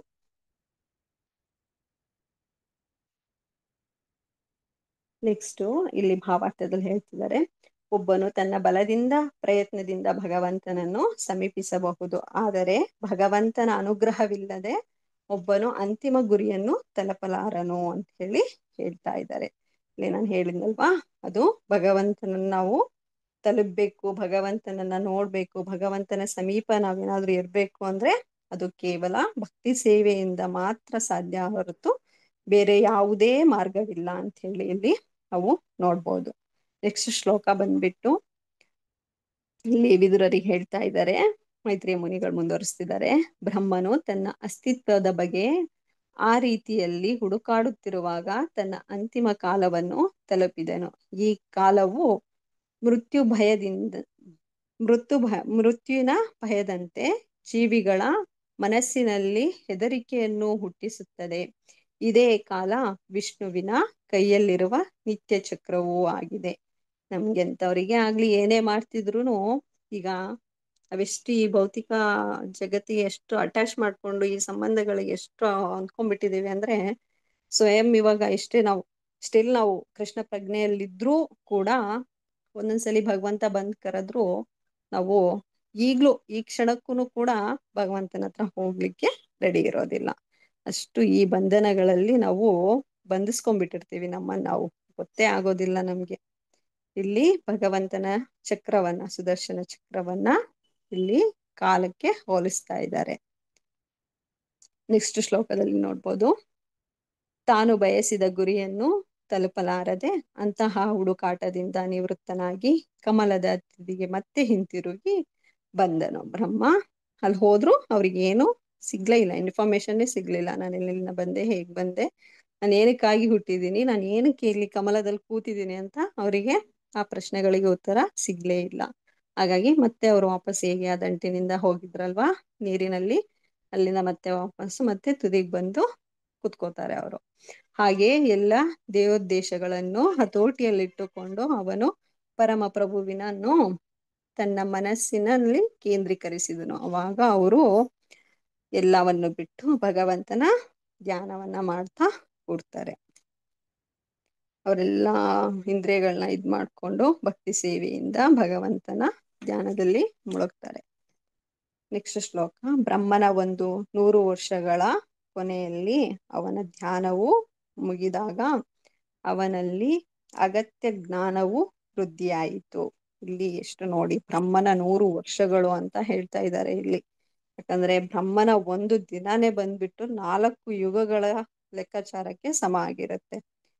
ಅವರೇ 100 ವರ್ಷಗಳು ಧ್ಯಾನ ಮಾಡಿದ್ದಾರೆ ಅಂದ್ರೆ ಅದು ಎಷ್ಟು ವರ್ಷಗಳಾಗಿರ್ಬೋದು, ನಾವು ಲೆಕ್ಕ ಹಾಕೋದಿಕ್ಕೆ ಆಗಲ್ಲ ಅನ್ಸುತ್ತೆ. ಅಷ್ಟು ವರ್ಷಗಳು, 100 ವರ್ಷಗಳು ಅವರು ಧ್ಯಾನ ಮಾಡಿ ಅವಾಗ ಅವರಿಗೆ ಸ್ವಲ್ಪ ಜ್ಞಾನ ವೃದ್ಧಿ ಆಗುತ್ತೆ. ಅದರ ಪರಿಣಾಮವಾಗಿ ಅವನು ತಾನು ಮುಂಚೆ ಅತಿ ಹೆಚ್ಚಿನ ಪ್ರಯತ್ನದಿಂದಲೂ ಕಾಣಲಾಗಿದ್ದ ಪರಮ ಪುರುಷನನ್ನು ತನ್ನೊಳಗೆ, ತನ್ನ ಹೃದಯದಲ್ಲಿ ಕಾಣಲು ಸಾಧ್ಯವಾಯಿತು ಅಂತ ಹೇಳಿ ಹೇಳ್ತಾ ಇದ್ದಾರೆ. ಯಾಕಂದ್ರೆ ಅವರು ಎಲ್ಲ ಹುಡುಕಿದ್ರು, ತುಂಬಾ ಕಡೆ ಹುಡುಕಿದ್ರು ಅವರ ಮೂಲವನ್ನ ಅವ್ರು ತಿಳ್ಕೊಳ್ಳೋದಕ್ಕೆ ಬ್ರಹ್ಮದೇವರು. ಅಂದ್ರೆ ಅವರಿಗೆ ಆಗ್ಲೇ ಇಲ್ಲ. ಆಮೇಲೆ ಅವರು ತಪಸ್ಸಿಗೆ ಕೂತು 100 ವರ್ಷಗಳು ತಪಸ್ಸಿಗೆ ಕೂತು ಅವರಿಗೆ ಅವಾಗ ಜ್ಞಾನ ಪರಮಪ್ರಭುವಿನಿಂದ ಅವರ ಹೃದಯದಲ್ಲಿ ಪರಮಪ್ರಭುವನ್ನ ಕಂಡು ಅವರಿಗೆ ಜ್ಞಾನವನ್ನ ಪಡ್ಕೊಂತಾರೆ ಅವರು. ಇಲ್ಲಿ ಭಾವಾರ್ಥ ನೋಡ್ಬೋದು, ಪರಮ ಪುರುಷನನ್ನು ಕೇವಲ ಭಕ್ತಿ ಸೇವೆಯ ವಿಧಾನದಿಂದ ಮಾತ್ರ ಕಂಡುಕೊಳ್ಳಬಹುದೇ ಹೊರತು ಒಬ್ಬನ ಹುತಾತ್ಮಕ ಚಿಂತನೆಯ ಸ್ವಂತ ಪ್ರಯತ್ನದಿಂದಲ್ಲ. ಬ್ರಹ್ಮನ ಆಯಸ್ಸನ್ನು ದಿವ್ಯ ವರ್ಷಗಳಾಗಿ ಲೆಕ್ಕ ಹಾಕಲಾಗುತ್ತದೆ. ಅದು ಮಾನವರ ಸೌರಮಾನ ವರ್ಷಗಳಿಂದ ಭಿನ್ನವಾದದ್ದು. ನಾವು ಭಗವದ್ಗೀತೆಯಲ್ಲೆಲ್ಲ ನೋಡ್ಬೋದು ಹೇಗೆ ಇಲ್ಲಿ ಎಲ್ಲಾ ಯುಗಗಳನ್ನ ಹೇಗೆ ಲೆಕ್ಕ ಹಾಕಿ ಬ್ರಹ್ಮನನ್ನು ಒಂದು ದಿನವನ್ನು ಹೇಗೆ ಲೆಕ್ಕ ಹಾಕಿದ್ದಾರೆ ಅಂತ ಹೇಳಿ ಭಗವದ್ಗೀತೆಯಲ್ಲೆಲ್ಲ ಇದೆ. ಮತ್ತೆ ಇಲ್ಲಿ ಅವರು ಬ್ರಹ್ಮ ಸಂಹಿತೆಯಲ್ಲಿ ಹೇಳ್ತಾರಲ್ವಾ, ಎಲ್ಲಾದ್ರಲ್ಲೂ ಗೋವಿಂದಂ ಆದಿಪುರುಷಂ ತಮಹಂ ಭಜಾಮಿ ಅಂತೇಳಿ ಭಗವಂತನ ಯಾವಾಗ್ಲೂ ಹಾಡಿ ಹೊಗಳ್ತಾರೆ ಬ್ರಹ್ಮ ಸಂಹಿತೆಯಲ್ಲಿ ಬ್ರಹ್ಮದೇವರು. ನೆಕ್ಸ್ಟ್ ಶ್ಲೋಕ ಬಂದ್ಬಿಟ್ಟು, ನೀರಿನ ಮೇಲೆ ಬೃಹದಾಕಾರದ ಕಮಲದಂತಹ ಬಿಳಿಯ ಶಯನವಾದ ಶೇಷನಾಗನ ಶರೀರವನ್ನು ಬ್ರಹ್ಮನು ನೋಡಬಲ್ಲವನಾಗಿದ್ದನು. ಅಲ್ಲಿ ಕಮಲದ ಮೇಲೆ ಶೇಷನಾಗನ ಶರೀರವನ್ನು ನೋಡ್ತಾ ಇದ್ದಾರೆ ಬ್ರಹ್ಮದೇವರು. ಅದರ ಮೇಲೆ ದೇವೋತ್ತಮ ಪುರುಷನು ಏಕಾಂಗಿಯಾಗಿ ಪವಡಿಸಿದ್ದನು. ಅದರ ಮೇಲೆ ಭಗವಂತ ದೇವೋತ್ತಮ ಪರಮ ಪುರುಷ ಅಷ್ಟೇ ಅವರಿಗೆ ಕಾಣಿಸ್ತಾ ಇದ್ದಾರೆ. ಶೇಷನಾಗನ ಹೆಡೆಯನ್ನು ಅಲಂಕರಿಸಿದ ರತ್ನಗಳಿಂದ ಹೊರಹೊಮ್ಮುವ ಕಿರಣಗಳು ಇಡೀ ವಾತಾವರಣವನ್ನು ಪ್ರಜ್ವಲಗೊಳಿಸಿದ್ದವು. ಈ ಪ್ರಭೆಯು ಆ ಪ್ರದೇಶದ ಕತ್ತಲೆಯನ್ನು ನಾಶಗೊಳಿಸಿತು. ಆ ರತ್ನಗಳು ಎಷ್ಟು ಸುಂದರವಾಗಿರ್ಬೇಡ ಅಲ್ವಾ. ನಾವೆಷ್ಟು ಒಂದು ರೂಮಲ್ಲಿ ಇಲ್ಲ ಒಂದು ಮನೆಯಲ್ಲಿ ಒಂದು ದೀಪ ಇಲ್ಲ ಒಂದು ಲೈಟ್ ಹಚ್ಚಿದ್ರೇನೆ ಎಷ್ಟೋ ಬೆಳಕು ಬರುತ್ತೆ. ಅಲ್ಲಿ ಸೂರ್ಯ ಚಂದ್ರನ ಕಿರಣಗಳಿಂದಲೇ ಶೇಷನಾಗನ ರತ್ನಗಳಿಂದ ಅಷ್ಟು ಅಲ್ಲಿ ಇರುವ ಪ್ರಪಂಚವೆಲ್ಲ ಫುಲ್, ಆ ಪ್ರದೇಶ ಪೂರ್ತಿ ಕತ್ತಲೆಯಿಂದ ನಾಶಗೊಳಿಸಿ ಅಷ್ಟು ಬೆಳಕನ್ನು ಶೇಷನಾಗರು ಬಂದ್ಬಿಟ್ಟು ಅವರ ರತ್ನಗಳಿಂದ ಹೊರಹೊಮ್ತಾ ಇದ್ರು ಅಂತ ಹೇಳಿ ಇಲ್ಲಿ ಹೇಳ್ತಾ ಇದ್ದಾರೆ ಅನುವಾದದಲ್ಲಿ. ನೆಕ್ಸ್ಟ್ ಶ್ಲೋಕ ಬಂದ್ಬಿಟ್ಟು, ಭಗವಂತನ ದಿವ್ಯ ಶರೀರದ ಉಜ್ವಲ ಪ್ರಕಾಶವು ಹವಳ ಪರ್ವತದ ಚೆಲುವನ್ನು ನಾಚಿಸುವಂತಿತ್ತು. ಹೇಗಿದೆ ಅಂದ್ರೆ ಭಗವಂತನ ಶರೀರದಿಂದ ಇಷ್ಟು ನಾವೀಗ ನೋಡಿದ್ದು ಶೇಷನಾಗನ ರತ್ನಗಳಿಂದ ಅಂತ ಹೇಳಿದ್ರು. ಹೆಡೆಯಲ್ಲಿರುವ ರತ್ನಗಳಿಂದ ಅಂತ ಹೇಳಿದ್ರು ಇಲ್ಲಿ. ನೆಕ್ಸ್ಟ್, ದಿವ್ಯ ಶರೀರದ ಉಜ್ವಲ ಪ್ರಕಾಶವು ಹವಳ ಪರ್ವತದ ಚೆಲುವನ್ನು ನಾಚಿಸುವಂತಿತ್ತು. ನಾವು ನೋಡ್ತೀವಿ ಬೇರೆ ಬೇರೆ ಡಿಫ್ರೆಂಟ್ ಟೈಪ್ ಆಫ್ ಪರ್ವತಗಳಿದಾವೆ. ಅದರಲ್ಲಿ ಹವಳ ಪರ್ವತನೂ ಒಂದಿದೆ. ಅದರಲ್ಲಿ ಅದರದ್ದು ಪ್ರಕಾಶವನ್ನ ಕಡಿಮೆ ಮಾಡುವಷ್ಟು ಭಗವಂತನ ಶರೀರದಿಂದ ಉಜ್ವಲವಾದ ಪ್ರಕಾಶವನ್ನು ಹೊಳೆಯುತ್ತಿತ್ತು ಅಂತ ಹೇಳಿ ಇಲ್ಲಿ ಹೇಳ್ತಾ ಇದ್ದಾರೆ. ಸಂಧ್ಯಾ ಕಾಂತಿಯಿಂದ ಅಲಂಕರಿಸಿದ ಹವಳ ಪರ್ವತವು ತುಂಬಾ ಸುಂದರವಾಗಿರುತ್ತದೆ. ಆದರೆ ಭಗವಂತನ ಪೀತಾಂಬರವು ಅದರ ಚೆಲುವನ್ನು ಹೀಗೆಳೆಯುತ್ತಿತ್ತು. ನೋಡಿ, ಭಗವಂತನ ಪೀತಾಂಬರವು ಸಹ ಆ ಪರ್ವತವನ್ನ ನಾಚಿಸುವಂತಿತ್ತಂತೆ. ಅಷ್ಟು ಅದ್ಭುತವಾಗಿತ್ತಂತೆ. ಎಷ್ಟು ಸುಂದರವಾಗಿರ್ಬೇಡ ಭಗವಂತನ ರೂಪಗಳು, ಅವರು ಧರಿಸಿದಂತ ವಸ್ತುಗಳಾಗಿರ್ಬೋದು, ಎಷ್ಟು ಅದ್ಭುತವಾಗಿದೆ ಅಂತ ಹೇಳಿ ನಾವು ಇಲ್ಲಿ ನೋಡ್ಬೋದು. ಪರ್ವತದ ಶಿಖರದ ಮೇಲೆ ಬಂಗಾರವಿದೆ, ಆದರೆ ರತ್ನಗಳಿಂದ ಅಲಂಕೃತವಾದ ಭಗವಂತನ ಕಿರೀಟವು ಅದನ್ನು ಅಣುಕಿಸುತ್ತಿತ್ತು. ಪರ್ವತದ ಜಲಪಾತಗಳು, ಗಿಡಮೂಲಿಕೆಗಳು ಮೊದಲಾದವು ಪುಷ್ಪಗಳ ದೃಶ್ಯದೊಂದಿಗೆ ಹಾರಗಳಂತೆ ಕಂಗೊಳಿಸುತ್ತಿದ್ದವು. ಆದರೆ ಭಗವಂತನ ಬೃಹತ್ ಶರೀರ ಮತ್ತು ಅವನ ಕೈ ಕಾಲುಗಳು ರತ್ನಗಳು, ಮುತ್ತುಗಳು, ತುಳಸಿ ಮತ್ತು ಹೂವಿನ ಹಾರಗಳಿಂದ ಅಲಂಕೃತವಾಗಿ ಪರ್ವತದ ನೋಟವನ್ನು ನಾಚಿಸುವಂತಿತ್ತು. ಭಗವಂತನ ಅಲಂಕಾರದ ಮುಂದೆ ಭಗವಂತ ಸಿಂಪಲ್ ಆಗಿ ಜಸ್ಟ್ ಅವ್ರ ಕೈ ಕಾಲುಗಳು, ಅವ್ರ ಶರೀರ, ರತ್ನಗಳು, ಮುತ್ತುಗಳು, ತುಳಸಿ ಮತ್ತೆ ಹೂವಿನ ಹಾರಗಳು ಇದಷ್ಟೇ ಆ ಬಂಗಾರದ ಪರ್ವತವನ್ನ ಸಹ ಮೀರಿಸುವಂತಿತ್ತು. ಅದರ ನೋಟ ಆ ಪರ್ವತವನ್ನ ನಾಚಿಸುವಂತಿತ್ತು, ಭಗವಂತನ ನೋಟ ಅಂತ ಹೇಳಿ ಹೇಳ್ತಾ ಇದ್ದಾರೆ. ಇಲ್ಲಿ ಭಾವಾರ್ಥ ನೋಡೋದಾದ್ರೆ, ಆಶ್ಚರ್ಯ ಹುಟ್ಟಿಸುವಂತಹ ಪ್ರಕೃತಿ ಸೌಂದರ್ಯದ ದೃಶ್ಯಗಳು ಭಗವಂತನ ದಿವ್ಯ ಶರೀರದ ವಿಕೃತ ಪ್ರತಿಫಲವೆಂದು ಭಾವಿಸಬಹುದು. ಭೌತಿಕ ಪ್ರಕೃತಿಯ ಸೌಂದರ್ಯವನ್ನು ಅಲ್ಲಗೆಳೆಯಲಾಗುತ್ತಿದ್ದರೂ ಭಗವಂತ ಚೆಲುವಿನಿಂದ ಆಕರ್ಷಿತನಾದವನು. ಇದ್ರಲ್ಲಿ ಡೌಟೇ ಇಲ್ಲ, ಭಗವಂತ ಅಷ್ಟು ಸುಂದರವಾಗಿರ್ತಾರೆ ಅಂತ ಹೇಳಿ ನಾವು ತಿಳ್ಕೋಬಹುದು. ಪ್ರಕೃತಿ ಸೌಂದರ್ಯಕ್ಕೆ ಮಾರು ಹೋಗುವುದಿಲ್ಲ. ಪರಂ ಎಂದರೆ ಪರಮ ಪುರುಷನಿಂದ ಆಕರ್ಷಿತನಾದವನು, ಕೀಳಾದ ಯಾವುದರಿಂದಲೂ ಆಕರ್ಷಿತನಾಗುವುದಿಲ್ಲ ಎಂದು ಭಗವದ್ಗೀತೆಯಲ್ಲಿ ಕೂಡ ಹೇಳಿದೆ. ನೆಕ್ಸ್ಟ್ ಶ್ಲೋಕ ಬಂದ್ಬಿಟ್ಟು, ಉದ್ದ ಅಗಲಗಳಲ್ಲಿ ಅಪರಿಮಿತವಾದ ಅವನ ದಿವ್ಯ ಶರೀರವು 3 ಗ್ರಹಯುಹಗಳಾದ ಊರ್ಧ್ವ, ಮಧ್ಯ ಮತ್ತು ಅಧೋಲೋಕಗಳನ್ನು ಆವರಿಸಿತು. ಅಪ್ರತಿಮ ವೇಷ, ವೈವಿಧ್ಯ ಮತ್ತು ಯೋಗ್ಯ ಆಭರಣಗಳನ್ನು ಒಳಗೊಂಡ ಅವನ ಶರೀರವು ಸ್ವಯಂ ಪ್ರಕಾಶದಿಂದ ಕೂಡಿತ್ತು. ನೆಕ್ಸ್ಟ್ ಶ್ಲೋಕ ಬಂದ್ಬಿಟ್ಟು, ಭಗವಂತನು ತನ್ನ ಪಾದಕಮಲಗಳನ್ನು ಮೇಲೆತ್ತಿ ತೋರಿದನು. ಅವನ ಪಾದಕಮಲಗಳು ಐಹಿಕ ಕಲ್ಮಶಗಳಿಂದ ದೂರವಾದವ. ಭಕ್ತಿ ಸೇವೆಯಿಂದ ಗಳಿಸಿದ ಎಲ್ಲ ಪುರಸ್ಕಾರಗಳ ಆಗರವಾಗಿವೆ. ಇಂತಹ ಪುರಸ್ಕಾರಗಳು ಅವನ ಶುದ್ಧ ಭಕ್ತಿಯಿಂದ ಆರಾಧಿಸುವವರಿಗೆ ಮಾತ್ರ ಲಭಿಸುತ್ತದೆ. ನೋಡಿ, ಎಷ್ಟು ಕ್ಲಿಯರ್ ಆಗಿ ಹೇಳ್ತಾ ಇದ್ದಾರೆ. ಭಗವಂತನ ಪಾದಕಮಲಗಳು ಹೇಗೆ ನಮ್ಮ ಕಲ್ಮಶಗಳನ್ನ ದೂರ ಮಾಡ್ತವೆ ಅಂದ್ರೆ, ಅದು ಭಕ್ತಿ ಸೇವೆಯಿಂದ ಪುರಸ್ಕಾರಗೊಂಡ ಶುದ್ಧ ಭಕ್ತಿ ಸೇವೆಯಿಂದ ಆರಾಧಿಸಿದಾಗ ಮಾತ್ರ ನಮ್ಗೆ ಭಗವಂತನ ಪಾದಕಮಲಗಳು ಸಿಗುತ್ತೆ, ಮತ್ತೆ ನಮ್ಮ ಎಲ್ಲಾ ಕಲ್ಮಶಗಳು ದೂರವಾಗುತ್ತೆ ಅಂತ ಹೇಳಿ ನಾವು ತಿಳ್ಕೊಬಹುದು. ಚಂದ್ರಕಾಂತಿಯನ್ನು ಹೋಲುವ ಅವನ ಕೈಬೆರಳು ಮತ್ತು ಕಾಲ್ಬೆರಳುಗಳ ಉಂಗುರಗಳಿಂದ ಹೊರಹೊಮ್ಮುವ ದಿವ್ಯ ಕಿರಣಗಳ ಸೌಂದರ್ಯವು ಹೂವಿನ ಎಸಳುಗಳಂತೆ ಕಾಣಿಸಿದವು.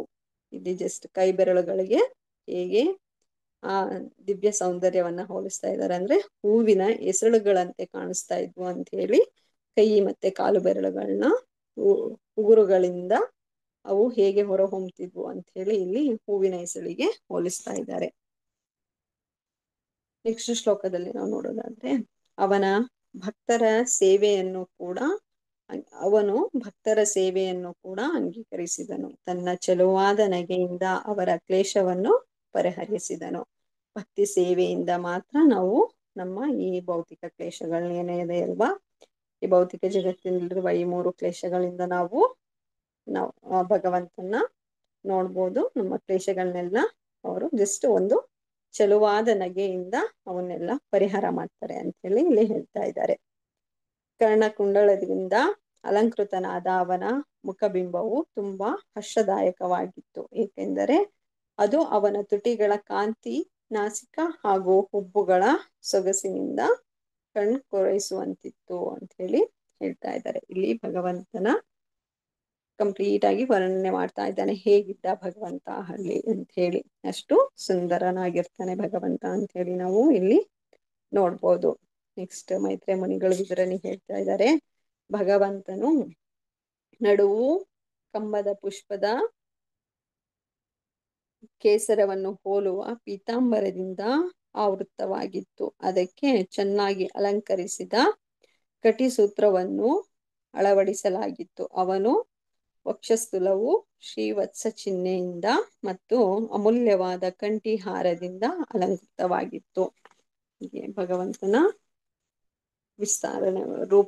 ರೂಪವನ್ನು ವಿಸ್ತರಿಸ್ತಾ ಹೋಗ್ತಾ ಇದ್ದಾರೆ. ಇಷ್ಟು ಅದ್ಭುತವಾಗಿದೆ ಅಂತ ಹೇಳಿ ಇಲ್ಲಿ ವಿಸ್ತರಿಸ್ತಾ ಹೋಗ್ತಾ ಇದ್ದಾರೆ. ನೆಕ್ಸ್ಟ್ ಶ್ಲೋಕದಲ್ಲಿ ನೋಡ್ಬೋದು. ಚಂದನ ವೃಕ್ಷವು ಸುಗಂಧ ಪುಷ್ಪಗಳಿಂದ ಮತ್ತು ರೆಂಬೆಗಳಿಂದ ಅಲಂಕೃತವಾಗಿರುವಂತೆ ಭಗವಂತನ ಶರೀರವು ಅಮೂಲ್ಯ ರತ್ನಗಳಿಂದಲೂ ಮುತ್ತುಗಳಿಂದಲೂ ಅಲಂಕೃತವಾಗಿತ್ತು. ಹೀಗೆ ನಾವು ಸುಗಂಧ ಮರದಿಂದ ಎಷ್ಟು ಚಂದನ ಮರಗಳು ಎಷ್ಟು ಸುಗಂಧ ಭರಿತವಾಗಿ ಪುಷ್ಪಗಳನ್ನ ಹೇಗೆ ನಾವು ನೋಡ್ತೀವಲ್ವಾ ಮರಗಳಲ್ಲಿ, ಹಾಗೆ ಭಗವಂತನ ಶರೀರ ಕೂಡ ರತ್ನಗಳಿಂದ ಮುತ್ತುಗಳಿಂದ ಅಲಂಕೃತವಾಗಿತ್ತು ಅಂತ ಹೇಳಿ ಹೇಳ್ತಾ ಇದ್ದಾರೆ. ಅವನು ಸ್ವಯಂ ಸ್ಥಿತನಾದ ವೃಕ್ಷ, ಬ್ರಹ್ಮಾಂಡದ ಉಳಿದೆಲ್ಲದರ ಪ್ರಭು. ನಾವು ನೋಡ್ಬೋದು ಸರ್ವ ಕಾರಣಗಳಿಗೆ ಕಾರಣ, ದೇವೋತ್ತಮ ಪರಮ ಪುರುಷನು ಅಂತ ಹೇಳಿ ನಾವು ನೋಡ್ಬೋದು. ಯಾಕಂದ್ರೆ ಅದು ಒಂದು ದೊಡ್ಡ ಆಲದ ಮರ. ಭಗವಂತ ಬಂದ್ಬಿಟ್ಟು ಒಂದು ದೊಡ್ಡ ಆಲದ ಮರ. ನಾವು ಇಲ್ಲಿ ಭೌತಿಕದಲ್ಲಿ ಹೇಳ್ಬೇಕು ಅಂದ್ರೆ ಅದರದ್ದು ಬೇರುಗಳಾಗ್ಲಿ, ಅದ್ರದ್ದು ಇದಾಗ್ಲಿ, ರೆಂಬೆ ಕೊಂಬೆಗಳಾಗ್ಲಿ, ಅದೆಲ್ಲ ನಾವಾಗಿರ್ತೀವಿ. ಯಾಕಂದ್ರೆ ಅಷ್ಟು ಬ್ರಹ್ಮಾಂಡವನ್ನು ಇಡೀ ಬ್ರಹ್ಮಾಂಡವನ್ನ ಅವರು ನಿಯಂತ್ರಿಸ್ತಾ ಇದ್ದಾರೆ. ಚಂದನ ವೃಕ್ಷವು ಹೇಗೆ ಸರ್ಪಗಳಿಂದ ಆವೃತವಾಗಿದೆಯೋ ಹಾಗೆಯೇ ಭಗವಂತನ ಶರೀರವು ಅನಂತ ಹೆಡೆಗಳಿಂದ ಆಚ್ಛಾದಿತವಾಗಿತ್ತು ಅಂತ ಹೇಳಿ ಹೇಳ್ತಾ ಇದ್ದಾರೆ. ಹೀಗೆ ಭಗವಂತ ಶೇಷನಾಗ ಪ್ರಭುವನ್ನ ಹೇಗೆ ಆವರಿಸ್ಕೊಂಡಿರ್ತಾರಂದ್ರೆ ಅವ್ರಿಗೆ ಅಷ್ಟು ಪ್ರೊಟೆಕ್ಷನ್ ಕೊಡ್ತಾ ಇರ್ತಾರೆ. ಅವರಿಗೆಲ್ಲೇ ಯಾವುದೇ ರೀತಿಯಾಗಿ ತೊಂದರೆಗಳಾಗದೆ ಇರೋ ತರ ಭಗವಂತ ಅವರನ್ನ ಅಷ್ಟು ಪ್ರೊಟೆಕ್ಟ್ ಮಾಡ್ತಾ ಇರ್ತಾರೆ ಶೇಷನಾಗ. ನೆಕ್ಸ್ಟ್ ಶ್ಲೋಕ ಬಂದ್ಬಿಟ್ಟು, ಮಹಾಪರ್ವದಂತೆ ಭಗವಂತನು ಎಲ್ಲಾ ಚರಾಚರ ಜೀವಿಗಳ ನೆಲೆಯಾಗಿ ನಿಲ್ಲುತ್ತಾನೆ. ಅವನು ಸರ್ಪಗಳ ಮಿತ್ರ, ಏಕೆಂದರೆ ಅನಂತನು ಅವನ ಸ್ನೇಹಿತ. ನಾವು ನೋಡ್ಬೋದು ಅವರು ಯಾವುದೇ ಜೀವರಾಶಿಗಳಲ್ಲಾಗ್ಲಿ, ಜೀವ ಇರುವಂತವಾಗಲಿ ಇಲ್ದಿರುವಂತಾಗಲಿ ಯಾವ್ದ್ರಲ್ಲೂ ಕೂಡ ಭಗವಂತ ಭೇದ ಮಾಡಲ್ಲ. ಯಾಕಂದ್ರೆ ಅವರು ಎಲ್ಲಾ ಜೀವಿಗಳಿಗೂ ತಂದೆ. ಹಾಗಾಗಿ ಅವರು ಯಾರಿಗೂ ಭೇದ ಮಾಡಲ್ಲ. ಯಾಕಂದ್ರೆ ಅದರಲ್ಲೂ ಸರ್ಪಗಳಿಗೆ ಮಿತ್ರ. ಮತ್ತೆ ಯಾಕಂದ್ರೆ ಶೇಷನಾಗ ಅಂತ ಸೇವೆಯನ್ನ ಭಗವಂತನಿಗೆ ಸದಾ ಕಾಲದಿಂದಲೂ ಭಗವಂತನ ಸೇವೆಯಲ್ಲೇ ಇದ್ದಾರೆ. ಹಾಗಾಗಿ ಇಲ್ಲಿ ಮಾತನ್ನ ಹೇಳ್ತಾ ಇದ್ದಾರೆ. ಪರ್ವತಕ್ಕೆ ಸಾವಿರಾರು ಸ್ವರ್ಣ ಶಿಖರಗಳಿರುವಂತೆ ಭಗವಂತನು ಅನಂತನಾಗನ ಸಾವಿರಾರು ಸ್ವರ್ಣ ಕಿರೀಟಗಳಿಂದ ಕೂಡಿದ ಹೆಡೆಗಳೊಂದಿಗೆ ಕಾಣಿಸಿದನು. ಹೇಗೆ ಪರ್ವತವು ಕೆಲವೊಮ್ಮೆ ರತ್ನಾಭರಿತವಾಗಿರುವುದು, ಹಾಗೆ ಅವನು ದಿವ್ಯ ಶರೀರವು ಅಮೂಲ್ಯ ರತ್ನಗಳಿಂದ ಪೂರ್ಣಾಲಂಕೃತವಾಗಿತ್ತು. ಹೇಗೆ ಕೆಲವೇಳೆ ಪರ್ವತಗಳು ಸಮುದ್ರದಲ್ಲಿ ಮುಳುಗಿ ಹೋಗುವವೋ ಹಾಗೆಯೇ ಭಗವಂತನು ಕೆಲವೇಳೆ ಪ್ರಳಯ ಜಲದಲ್ಲಿ ಮುಳುಗಿ ಹೋಗಿರುತ್ತಾನೆ ಅಂತ ಹೇಳಿ ಹೇಳ್ತಾ ಇದ್ದಾರೆ. ನಮ್ಗೆ ಯಾವಾಗ್ಲೂ ನಾವು ನೋಡಿದ ತಕ್ಷಣ ಭಗವಂತನ ಅಷ್ಟು ಈಸಿಯಾಗಿ ಕಾಣೋದಿಲ್ಲ. ಅವರು ಅಲ್ಲಿ ಕ್ಷೀರಸಾಗರದಲ್ಲಿ ಅನಂತಶೇಷನ ಮೇಲೆ ಯಾವಾಗ್ಲೂ ಮಲಗಿರ್ತಾರೆ ಅಂತ ಹೇಳಿ ನಾವು ನೋಡ್ಬೋದು. ಯಾಕಂದ್ರೆ ನಾವು ನೋಡಿದ ತಕ್ಷಣ ಅಲ್ಲಿ ಭಗವಂತ ಅಷ್ಟು ಈಸಿಯಾಗಿ ಕಾಣೋದಿಲ್ಲ. ಇಲ್ಲಿ ಬೇರೆ ಎಲ್ಲ ದೇವಾನುದೇವತೆಗಳು ಕೂಡ ಭಗವಂತನ ನೋಡ್ಬೇಕಂದ್ರೆ ಅಲ್ಲಿ ಹೋಗಿ ಕ್ಷೀರಸಾಗರದ ಹತ್ರ ನಿಂತ್ಕೊಂಡು, ದಡದಲ್ಲಿ ನಿಂತ್ಕೊಂಡು ಭಗವಂತನಲ್ಲಿ ಪ್ರಾರ್ಥನೆ ಮಾಡ್ಕೊಂಡಾಗ ಮಾತ್ರ, ಭಗವಂತನ ಇಚ್ಛೆ ಇದ್ರೆ ಭಗವಂತ ಅವರಿಗೆ ಪ್ರತ್ಯಕ್ಷನಾಗಿ ಅವರಿಗೆ ಅವ್ರದ್ದು ಏನೇ ತೊಂದರೆಗಳಿದ್ರು ಕೇಳ್ತಾನೆ ಹೊರತು ಹೋಗಿದ ತಕ್ಷಣ ಸಿಕ್ಬಿಡೋದಿಲ್ಲ ಅಂತ ಹೇಳಿ ನಾವು ನೋಡ್ಬೋದು. ನೆಕ್ಸ್ಟ್ ಶ್ಲೋಕ ಬಂದ್ಬಿಟ್ಟು, ಬ್ರಹ್ಮನು ಭಗವಂತನನ್ನು ಪರ್ವತ ರೂಪದಲ್ಲಿ ಕಾಣುತ್ತಾ ಅವನೇ ದೇವೋತ್ತಮ ಪರಮ ಪುರುಷನಾದ ಹರಿ ಎಂಬ ತೀರ್ಮಾನಕ್ಕೆ ಬಂದನು. ಇಲ್ಲಿ ಇಷ್ಟೆಲ್ಲ ನೋಡಿದ್ಮೇಲೆ ಬ್ರಹ್ಮದೇವನಿಗೆ ಗೊತ್ತಾಯ್ತು ಇವರೇ ದೇವೋತ್ತಮ ಪರಮ ಪುರುಷನಾದ ಹರಿ ಅಂತ ಹೇಳಿ ಅವರು ಒಂದು ನಿರ್ಣಯನ ತಗೊಂತಾರೆ. ಅವನ ವಕ್ಷಸ್ಥಲದ ಮೇಲಿನ ಪುಷ್ಪಹಾರವು ಮಧುರ ಗೀತೆಗಳಲ್ಲಿರುವ ವೈದಿಕ ಜ್ಞಾನದೊಂದಿಗೆ ಅವನನ್ನು ವೈಭವೀಕರಿಸಿದ್ದನ್ನು ಬ್ರಹ್ಮನು ಕಂಡನು. ನೋಡುವುದಕ್ಕೆ ಅದು ಬಹಳ ಸುಂದರವಾಗಿತ್ತು. ಅವನು ಯುದ್ಧ ಸಮಯದಲ್ಲಿ ಸುದರ್ಶನ ಚಕ್ರದಿಂದ ರಕ್ಷಣೆಯನ್ನು ಪಡೆದಿದ್ದನು. ಸೂರ್ಯ, ಚಂದ್ರ, ವಾಯು, ಅಗ್ನಿ ಮೊದಲಾದವರು ಕೂಡ ಅವನನ್ನು ಸಮೀಪಿಸಲಾಗಲಿಲ್ಲ ಹೇಳಿ ಹೇಳ್ತಾ ಇದ್ದಾರೆ. ನೆಕ್ಸ್ಟ್ ಶ್ಲೋಕ ಬಂದ್ಬಿಟ್ಟು, ಬ್ರಹ್ಮಾಂಡದ ನಿಯತಿಕರ್ತನಾದ ಬ್ರಹ್ಮನು ಭಗವಂತನನ್ನು ಹಾಗೆ ನೋಡಿ ಏಕಕಾಲದಲ್ಲಿ ಸೃಷ್ಟಿಯ ಕಡೆ ಗಮನ ಹರಿಸಿದನು. ಭಗವಾನ್ ವಿಷ್ಣುವಿನ ನಾಭಿಯಲ್ಲಿ ಸರೋವರ, ಕಮಲ ಪುಷ್ಪ, ಪ್ರಳಯ ಜಲಾದಿ ಸೂಕ್ಷ್ಮವಾಯು ಮತ್ತು ಆಕಾಶಗಳನ್ನು ನೋಡಿದವನು.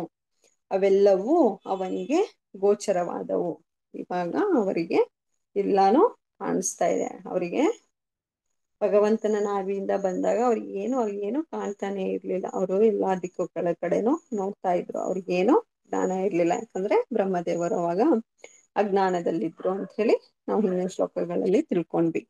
ನೆಕ್ಸ್ಟ್ ಶ್ಲೋಕ ಬಂದ್ಬಿಟ್ಟು, ಬ್ರಹ್ಮನು ಹಾಗೆ ರಜ್ವಗುಣ ಭರಿತನಾಗಿ ಸೃಷ್ಟಿ ಕಾರ್ಯದಲ್ಲಿ ತೊಡಗಲು ಮನಸ್ಸು ಮಾಡಿದನು.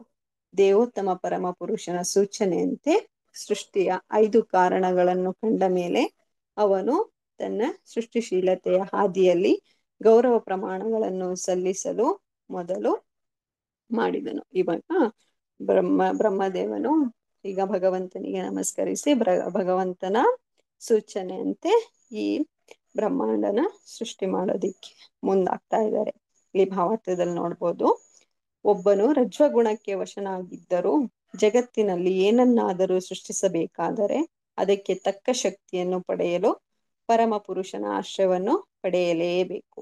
ಯಾಕಂದ್ರೆ ಪ್ರಭು ದೇವೋತ್ತಮ ಪರಮ ಪುರುಷನ ಸೂಚನೆ ಇಲ್ಲದೆ, ಇಲ್ಲ ಅವನ ಆಶ್ರಯವಿಲ್ಲದೆ ನಾವು ಯಾವುದೇ ಪ್ರಯತ್ನ ಮಾಡಿದ್ರು ಅದರಲ್ಲಿ ಸಫಲವಾಗಬೇಕಾದ್ರೆ ಅವರ ಮಾರ್ಗದರ್ಶನ ಇರಲೇಬೇಕು. ದೇವೋತ್ತಮ ಪರಮ ಪುರುಷನ ಇಚ್ಛೆ ಇಲ್ಲದೆ ನಾವ್ ಹೇಳ್ತೀವಲ್ಲ, ಈ ಜಗತ್ತಿನಲ್ಲಿ ಒಂದು ಹುಲ್ಲು ಕಡ್ಡಿ ಕೂಡ ಅಲ್ಲಾಡೋದಿಲ್ಲ ಅಂತ ಹೇಳಿ. ಭಗವಂತನ ಇಚ್ಛೆ ಇಲ್ಲದೆ, ಅವರ ಆಶ್ರಯವಿಲ್ಲದೆ, ಅವರ ಸೂಚನೆ ಇಲ್ಲದೆ ನಾವು ಈ ಭೌತಿಕ ಜಗತ್ತಿನಲ್ಲಿ ಏನನ್ನೂ ಮಾಡೋದಿಕ್ಕಾಗೋದಿಲ್ಲ. ನಾವೇನೇ ಅನ್ಬೋದು, ಯಾಕೆ ಇಷ್ಟೆಲ್ಲ ತೊಂದರೆಗಳು ಬರ್ತಿದೆ, ಏನಾಗ್ತಿದೆ, ಎಲ್ಲಿ ಯಾಕೆ ಇಷ್ಟು ತೊಂದರೆಗಳಲ್ಲಿ ಸಿಗಾಕೊಂತಿದೀವಿ ಅಂತ ಹೇಳಿ. ಇದೆಲ್ಲ ನಮ್ಮ ಕರ್ಮಾನುಸಾರವಾಗಿ ಬರ್ತಾ ಇರುತ್ತೆ ಹೊರತು ನಾವು ಏನನ್ನೂ ಕ್ರಿಯೇಟ್ ಮಾಡ್ತಾ ಇರಲ್ಲ. ಯಾವುದನ್ನು ನಾವು ತೆಗ್ದುಹಾಕೋದಿಕ್ಕೂ ಆಗಲ್ಲ. ಬಂದಿದ್ದನ್ನ ನಾವು ಅನುಭವಿಸ್ಲೇಬೇಕಾಗುತ್ತದೆ. ಅದನ್ನ ಭಗವಂತನ ಸೇವೆಯಲ್ಲಿ ತೊಡಗಿಸ್ಕೊಂಡು ಇಷ್ಟೇ, ಏನೋ ದೊಡ್ಡದಾಗೋದನ್ನ ಚಿಕ್ಕದಲ್ಲಿ ಮುಗಿಸ್ತಾ ಇದ್ದಾನೆ ಭಗವಂತ ಅಂತ ಹೇಳಿ ನಾವು ತಿಳ್ಕೊಂಡು ಎಲ್ಲದನ್ನು ಭಗವಂತನನ್ನೇ ಅರ್ಪಿಸಿ ಅವನಲ್ಲಿಯೇ ಆಶ್ರಯವನ್ನ ಪಡೆದು ಯಾವಾಗ್ಲೂ ಶುದ್ಧ ಭಕ್ತರ ಸಂಘ ಮಾಡೋದ್ನಿ ಭಗವಂತನನ್ನ ಕಾಣ್ಬೋದು ಅಂತ ಹೇಳಿ ಹೇಳ್ಬೋದು. ಇಲ್ಲಿಗೆ ಸ್ಕಂದ 3 ಅಧ್ಯಾಯ 8 ಈ ಅಧ್ಯಾಯ ಗರ್ಭೋದಕಶಾಹಿ ವಿಷ್ಣುವಿನಿಂದ ಬ್ರಹ್ಮನ ಅವತರಣ ಅಂತ ಹೇಳಿ ಈ ಅಧ್ಯಾಯ ಇಲ್ಲಿ ಮುಗಿಯುತ್ತೆ. ಇಲ್ಲಿ ಭಕ್ತಿ ವೇದಾಂತ ಭಾವಾರ್ಥವು ಈ ಶ್ಲೋಕದೊಂದಿಗೆ ಮುಗಿಯುತ್ತೆ. ಶ್ರೀಲ ಪ್ರಭುಪಾದ್ ಕಿ ಜೈ, ಗುರು ಮಹಾರಾಜ್ ಕಿ ಜೈ. ಹರೇ ಕೃಷ್ಣ ಮಾತಾಜಿ, ಧನ್ಯವಾದಗಳು. ಎಲ್ಲರಿಗೂ ದಂಡವತ್ ಪ್ರಣಾಮ್. ವಾಂಛಾಕಲ್ಪತರುಭ್ಯಶ್ಚ ಕೃಪಾ ಸಿಂಧುಭ್ಯೇವ ಚ ಪತಿತಾನಾಂ ಪಾವನೇಭ್ಯೋ ವೈಷ್ಣವೇಭ್ಯೋ ನಮೋ ನಮಃ. ಎಲ್ಲರೂ ಇಷ್ಟ ತಾಳ್ಮೆಯಿಂದ ನನ್ನ ಪ್ರವಚನನ ಕೇಳಿದ್ದಕ್ಕೆ ಎಲ್ಲರಿಗೂ ಧನ್ಯವಾದಗಳು. ಏನಾದ್ರೂ ತಪ್ಪಿದ್ರೆ ಕ್ಷಮಿಸಿ. ಹರೇ ಕೃಷ್ಣ, ದಂಡವತ್ ಪ್ರಣಾಮ್. ಹರೇ ಕೃಷ್ಣ ಮಾತಾಜಿ, ಧನ್ಯವಾದಗಳು ಮಾತಾಜಿ. ನಿಮ್ಗೆ ಚೆನ್ನಾಗಿ ಹೇಳ್ತಾ ಇದ್ದೀರಾ. ನಾವು ಕುತ್ಕೊಂಡು ಕೇಳ್ತಿದೀವಿ ಅಂದ್ರೆ ನೀವು ಚೆನ್ನಾಗಿ ಹೇಳೋದ್ರಿಂದ ನಾವು ಕುತ್ಕೊಂಡು ಕೇಳ್ತಾ ಇದೀವಿ ಮಾತಾಜಿ. ಹರೇ ಕೃಷ್ಣ, ತುಂಬಾ ಚೆನ್ನಾಗಿ ಹೇಳಿದ್ರಿ ಮಾತಾಜಿ. ಬ್ರಹ್ಮನ ಹೆಂಗಿರುತ್ತೆ ಅಂತ ತುಂಬಾ ಚೆನ್ನಾಗಿ ತಿಳಿಸ್ಕೊಟ್ರಿ ಮಾತಾಜಿ. ಬ್ರಹ್ಮನೇ ಅಷ್ಟು ವರ್ಷಗಳ ಕಾಲ ಮಾಡ್ತಾ ಇರ್ತಾನೆ, ನಾವು ಹೆಂಗ್ ಹೋಗ್ಬೇಕಪ್ಪ ಗೋಲೋಕಕ್ಕೆ ಅನ್ನಂಗ್ ಅನ್ಸುತ್ತೆ ಮಾತಾಜಿ. ಬ್ರಹ್ಮನ್ಗೆ ತಿಳ್ಕೊಳದ್ ಕಷ್ಟ ಕೃಷ್ಣನನ್ನ. ಹೌದು, ಅವರು ಕೂಡ ಭಗವಂತನ ತಿಳ್ಕೊಳ್ಳೋದಕ್ಕೆ 100 ವರ್ಷಗಳ ಕಾಲ ಅವರು ಅಂದ್ರೆ ಅವರು ಒಂದು ದಿನ ಬಂದ್ಬಿಟ್ಟು ನಮ್ಗೆ ಇಲ್ಲಿ 4 ಯುಗಗಳಾಗಿರುತ್ತೆ. ಅಲ್ಲಿ ವರ್ಷಗಳು ಭಗವಂತನ ಧ್ಯಾನ ಮಾಡಿ ಅವರಿಂದ ಒಂದು ಜ್ಞಾನವನ್ನ ಪಡಿಬೇಕು ಅಂದ್ರೆ ನಾವು ಏನೂ ಅಲ್ಲ ಮಾತಾಜಿ. ತುಂಬಾ ಅಂದ್ರೆ ತುಂಬಾ ತುಂಬಾ ಚಿಕ್ಕ ಅಣುಗಳು ನಾವು ಇಲ್ಲಿ ಸೇವೆ ಮಾಡೋದ್ರಲ್ಲಿ. ಮಾತಾಜಿ ತುಂಬಾನೇ ಹಿಂದೆ ಇದೀವಿ. ಭಗವಂತನ ನಾವು ಅಷ್ಟು ಈಸಿಯಾಗಿ ಪಡಿಬೇಕು ಅಂದ್ರೆ ಅದೇ ಶುದ್ಧ ಭಕ್ತರಿಂದನೇ ಸಾಧ್ಯ, ಅವರ ಸಂಘದಿಂದನೇ ಸಾಧ್ಯ ಮಾತಾಜಿ. ಹೌದು ಮಾತಾಜಿ. ನಮ್ ಗುರು ಪರಂಪರೆಯಿಂದನೇ ನಾವು ಇದನ್ನೆಲ್ಲ ಕೇಳ್ಬೇಕು, ತಿಳ್ಕೊಳಕ್ಕೆ ಸಾಧ್ಯ ಮಾತಾಜಿ. ನಮ್ಗೆ ಆಗುತ್ತೆ ಅಂತ ಹೋದ್ರೆ ಅದು ಸಾಧ್ಯನೇ ಇಲ್ಲ ಮಾತಾಜಿ. ಹರೇ ಕೃಷ್ಣ. ತುಂಬಾ ಯಾವ್ದೇ ಚೆನ್ನಾಗಿ ಒಂದು ಗ್ರಂಥಗಳನ್ನು ನಾವು ಓದ್ಲಿಕ್ಕೆ ಆಗಲ್ಲ ಮಾತಾಜಿ. ಅಂದ್ರೆ ನಾವು ಯಾವ್ದಾದ್ರು ಒಂದು ಪ್ರವಚನ ಕೇಳಿದಾಗ ಕೇಳಿ ಅದನ್ನ ನಾವು ಮತ್ತೆ ಓದ್ದಾಗ್ಲೇ ಮಾತ್ರನೇ ಅದು ಅರ್ಥ ಆಗೋದು. ಅದರ್ವೈಸ್ ನಮಗೆ ಈ ಭಾಗವತಂ ನಾವ್ ಎಷ್ಟು ಸಲ ಎಷ್ಟೇ ಓದ್ಕೊಂತ ಆದ್ರೂ ಅದ್ರಲ್ಲಿ ಒಂದು ಪಾಯಿಂಟ್ ಕೂಡ ನಮಗೆ ಅರ್ಥ ಆಗಲ್ಲ, ಒಂದು ಪಾಯಿಂಟ್ ಕೂಡ ನೆನ್ಪಿರಲ್ಲ ಮಾತಾಜಿ. ನಾವೇನಾದ್ರೂ ಭಕ್ತರಿಂದ ಕೇಳಿ ನಾವು ನೆಕ್ಸ್ಟ್ ಓದಿದ್ರೆ ಮಾತ್ರ ಅದು ಗೊತ್ತಾಗೋದು. ಯಾವ್ದೇ ನಮ್ದು ಪ್ರಭುಪಾದವರ ಬುಕ್ಸ್ ಗಳಿರ್ಬೋದು, ನಾವ್ ಹೇಳ್ಬೋದು ಓದ್ಬೇಕು ಅಂತೇಳಿ, ಅದನ್ನ ನಾವು ಫಸ್ಟ್ ಭಕ್ತರಿಂದ ಕೇಳ್ದಲೆ ಓದಿದ್ರೆ ಯಾವ ಒಂದು ವರ್ಡ್ ಕೂಡ ನಮಗ್ ನೆನ್ಪಿರಲ್ಲ, ಏನೂ ಕೂಡ ಓದಕ್ ಆಗೋದಿಲ್ಲ ಮಾತಾಜಿ. ಫಸ್ಟ್ ನಾವು ಕ್ಲಾಸಸ್ ನ ಕೇಳ್ಬೇಕು ಮಾತಾಜಿ, ಇಲ್ಲ ಅಂದ್ರೆ ಓದೋದು ಅಷ್ಟು ಈಸಿ ಅಲ್ಲ, ನೆನ್ಪಿಟ್ಕೊಳ್ಳೋದಕ್ಕೂ ಆಗಲ್ಲ, ಅರ್ಥನೂ ಕೂಡ ಆಗಲ್ಲ ಮಾತಾಜಿ ಅದು. ಆಗಲ್ಲ. ಹೌದು ಮಾತಾಜಿ, ಹೌದು. ಹಂಗಾಗಿ ನಾವು ಆದಷ್ಟು ಶ್ರವಣ ಜಾಸ್ತಿ ಮಾಡ್ಬೇಕು, ಆಮೇಲೆ ಬುಕ್ಸ್ ಓದಿದ್ರೆ ಸ್ವಲ್ಪ ಇದ್ದಿದ್ ಮಟ್ಟಿಗೆ ಸ್ವಲ್ಪ ಅರ್ಥ ಆಗುತ್ತೆ ಮಾತಾಜಿ. ಹರೇ ಕೃಷ್ಣ. ಇವತ್ತಿನ ಪ್ರವಚನ ತುಂಬಾ ಚೆನ್ನಾಗಿ ತಿಳಿಸ್ಕೊಟ್ರಿ ಮಾತಾಜಿ. ತುಂಬಾ ಧನ್ಯವಾದಗಳು ಮಾತಾಜಿ. ಬ್ರಹ್ಮನ ಅವತರಣ. ಹರೇ ಕೃಷ್ಣ. ಹರೇ ಕೃಷ್ಣ. ಈಗ ನರಸಿಂಹ ಪ್ರಣತಿ ಹಾಡ್ಬೇಕಾಗಿ ಭವಮಯಿ ಸುಭದ್ರ ದೇವಿ ಮಾತಾಜಿಯಲ್ಲಿ ವಿನಂತಿ. ಹರೇ ಕೃಷ್ಣ ಮಾತಾಜಿ, ಹಾಡ್ತೀರಾ ಭವಮಯಿ ಮಾತಾಜಿ? ಮಾತಾಜಿ ಆಡ್ತೀನಿ. ಹಾಡಿ ಮಾತಾಜಿ. ಹರೇ ಕೃಷ್ಣ. ಶ್ರೀ ನರಸಿಂಹ ಜಯ ನರಸಿಂಹ, ಜಯ ಜಯ ಶ್ರೀ ನರಸಿಂಹ. ಪ್ರಹ್ಲಾದೇಶ ಜಯ ಪದ್ಮ ಮುಖ ಪದ್ಮ ಭೃಂಗಂ, ಉಗ್ರಂ ಮೇರಂ ಮಹಾವಿಷ್ಣುಂ ಜ್ವಲಂತಂ ಸರ್ವತೋಮುಖಂ, ನರಸಿಂಹಂ ಭೀಷಣಂ ಭದ್ರಂ ಮೃತ್ಯುಂ ನಮಾಮ್ಯಹಂ. ನಮಸ್ತೆ ನರಸಿಂಹಾಯ, ನಮಸ್ತೆ ನರಸಿಂಹಾಯ, ಪ್ರಹ್ಲಾದಲಾದದಾಯಿಣಿ ಹಿರಣ್ಯಕಾಶೀಪೂರ್ವಕ್ಷಃ,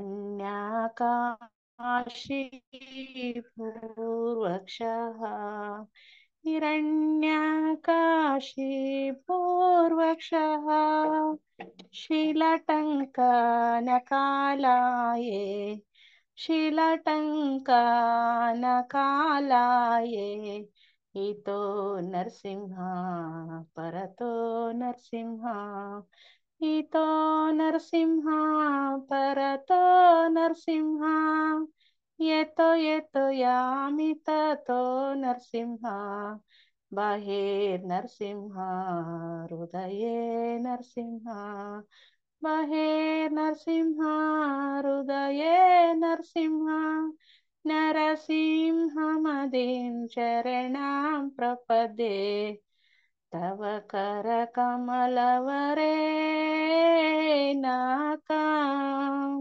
अद्भुतशृङ्गाम्,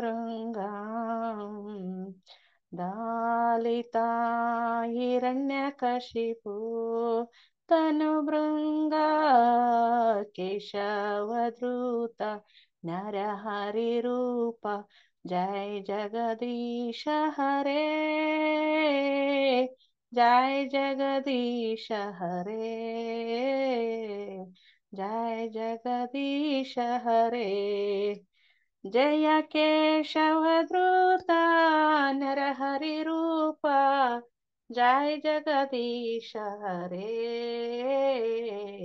जय जगदीश हरे, जय लक्ष्मी नरसिंह जय अनंत दे, लक्ष्मी नरसिंह जय अनंत दे, जय प्रहलाद महाराज जय प्रहलाद महाराज, प्रहलाद महाराज जय भक्त प्रहलाद, जय जय जय प्रभुपा प्रभुपा प्रभुपा, जय जय प्रभुपा, जय जय गुरुदेव गुरुदेव गुरुदेव, जय जय गुरुदेव, नित्य गौर हरि बोल हरि बोल हरि बोल, नित्य गौर हरि बोल। जय जय लक्ष्मी नरसिंह स्वामी भगवान की जय, श्रील प्रभुपाद की जय। हरे कृष्ण माताजी, हरि ದಂಡೋತ್ಪಣ बोल ಮಾತಾಜಿ. माताजी. ಹರಿ ಬೋಲ್. ತುಂಬಾ ಶ್ರದ್ಧಾ ಭಕ್ತಿಯಿಂದ ನರಸಿಂಹ ಪ್ರಣತಿ ಹಾಡಿದ ಭಾವಮಯಿ ಸುಭದ್ರಾ ದೇವಿ ದಾಸಿ ಮಾತಾಜಿಗೆ ಧನ್ಯವಾದಗಳು ಮಾತಾಜಿ. ಹರೇ ಕೃಷ್ಣ. ಹರೇ ಕೃಷ್ಣ ಮಾತಾಜಿ, ಹರೇ ಧನ್ಯವಾದಗಳು ಕೃಷ್ಣ ಮಾತಾಜಿ. ಧನ್ಯವಾದಗಳು. ಹರೇ ಕೃಷ್ಣ. ಈಗ ಮಲಗೋ ಮುನ್ನ ಮಾಧವನೇನೆ ಆನ್ಲೈನ್ ಕಾರ್ಯಕ್ರಮವನ್ನು ಮುಕ್ತಾಯ ಮಾಡೋಣ. ಕಾರ್ಯಕ್ರಮದಲ್ಲಿ ಭಾಗವಹಿಸಿದ ಎಲ್ಲ ವೈಷ್ಣವ ಭಕ್ತರಿಗೂ ಧನ್ಯವಾದಗಳು. ವಂಚಾಕಲ್ಪತರುಭ್ಯಶ್ಚ ಕೃಪಾ ಸಿಂಧು ಭವ್ಯವಚ ಪತಿತಾನಾಂ ಪಾವನೇಭ್ಯ ವೈಷ್ಣವೇಭ್ಯೋ ನಮೋ ನಮಃ. ಅನಂತ ಕೋಟಿ ವೈಷ್ಣವೃಂದ್ ಕಿ ಜೈ. ಶ್ರೀಲ ಪ್ರಭುಪಾದ್ ಕಿ ಜೈ. ಗುರು ಮಹಾರಾಜ್ ಕಿ ಜೈ. ಹರೇ ಕೃಷ್ಣ ಪ್ರಭುಜಿ. ಹರೇ ಕೃಷ್ಣ ಮಾತಾಜಿ. ಧನ್ಯವಾದಗಳು. ದಂಡವತ್ ಪ್ರಣಾಮಗಳು. ಹರೇ ಕೃಷ್ಣ. ಹರೇ ಕೃಷ್ಣ ಮಾತಾಜಿ. ಹರೇ ಕೃಷ್ಣ ಹರೇ ಕೃಷ್ಣ ಎಲ್ರಿಗೂ ಮಾತಾಜಿ. ಧನ್ಯವಾದಗಳು. ಧನ್ಯವಾದಗಳು. ಮಾತಾಜಿ, ಧನ್ಯವಾದಗಳು ಮಾತಾಜಿ. ಹರೇ ಕೃಷ್ಣ ಮಾತಾಜಿ.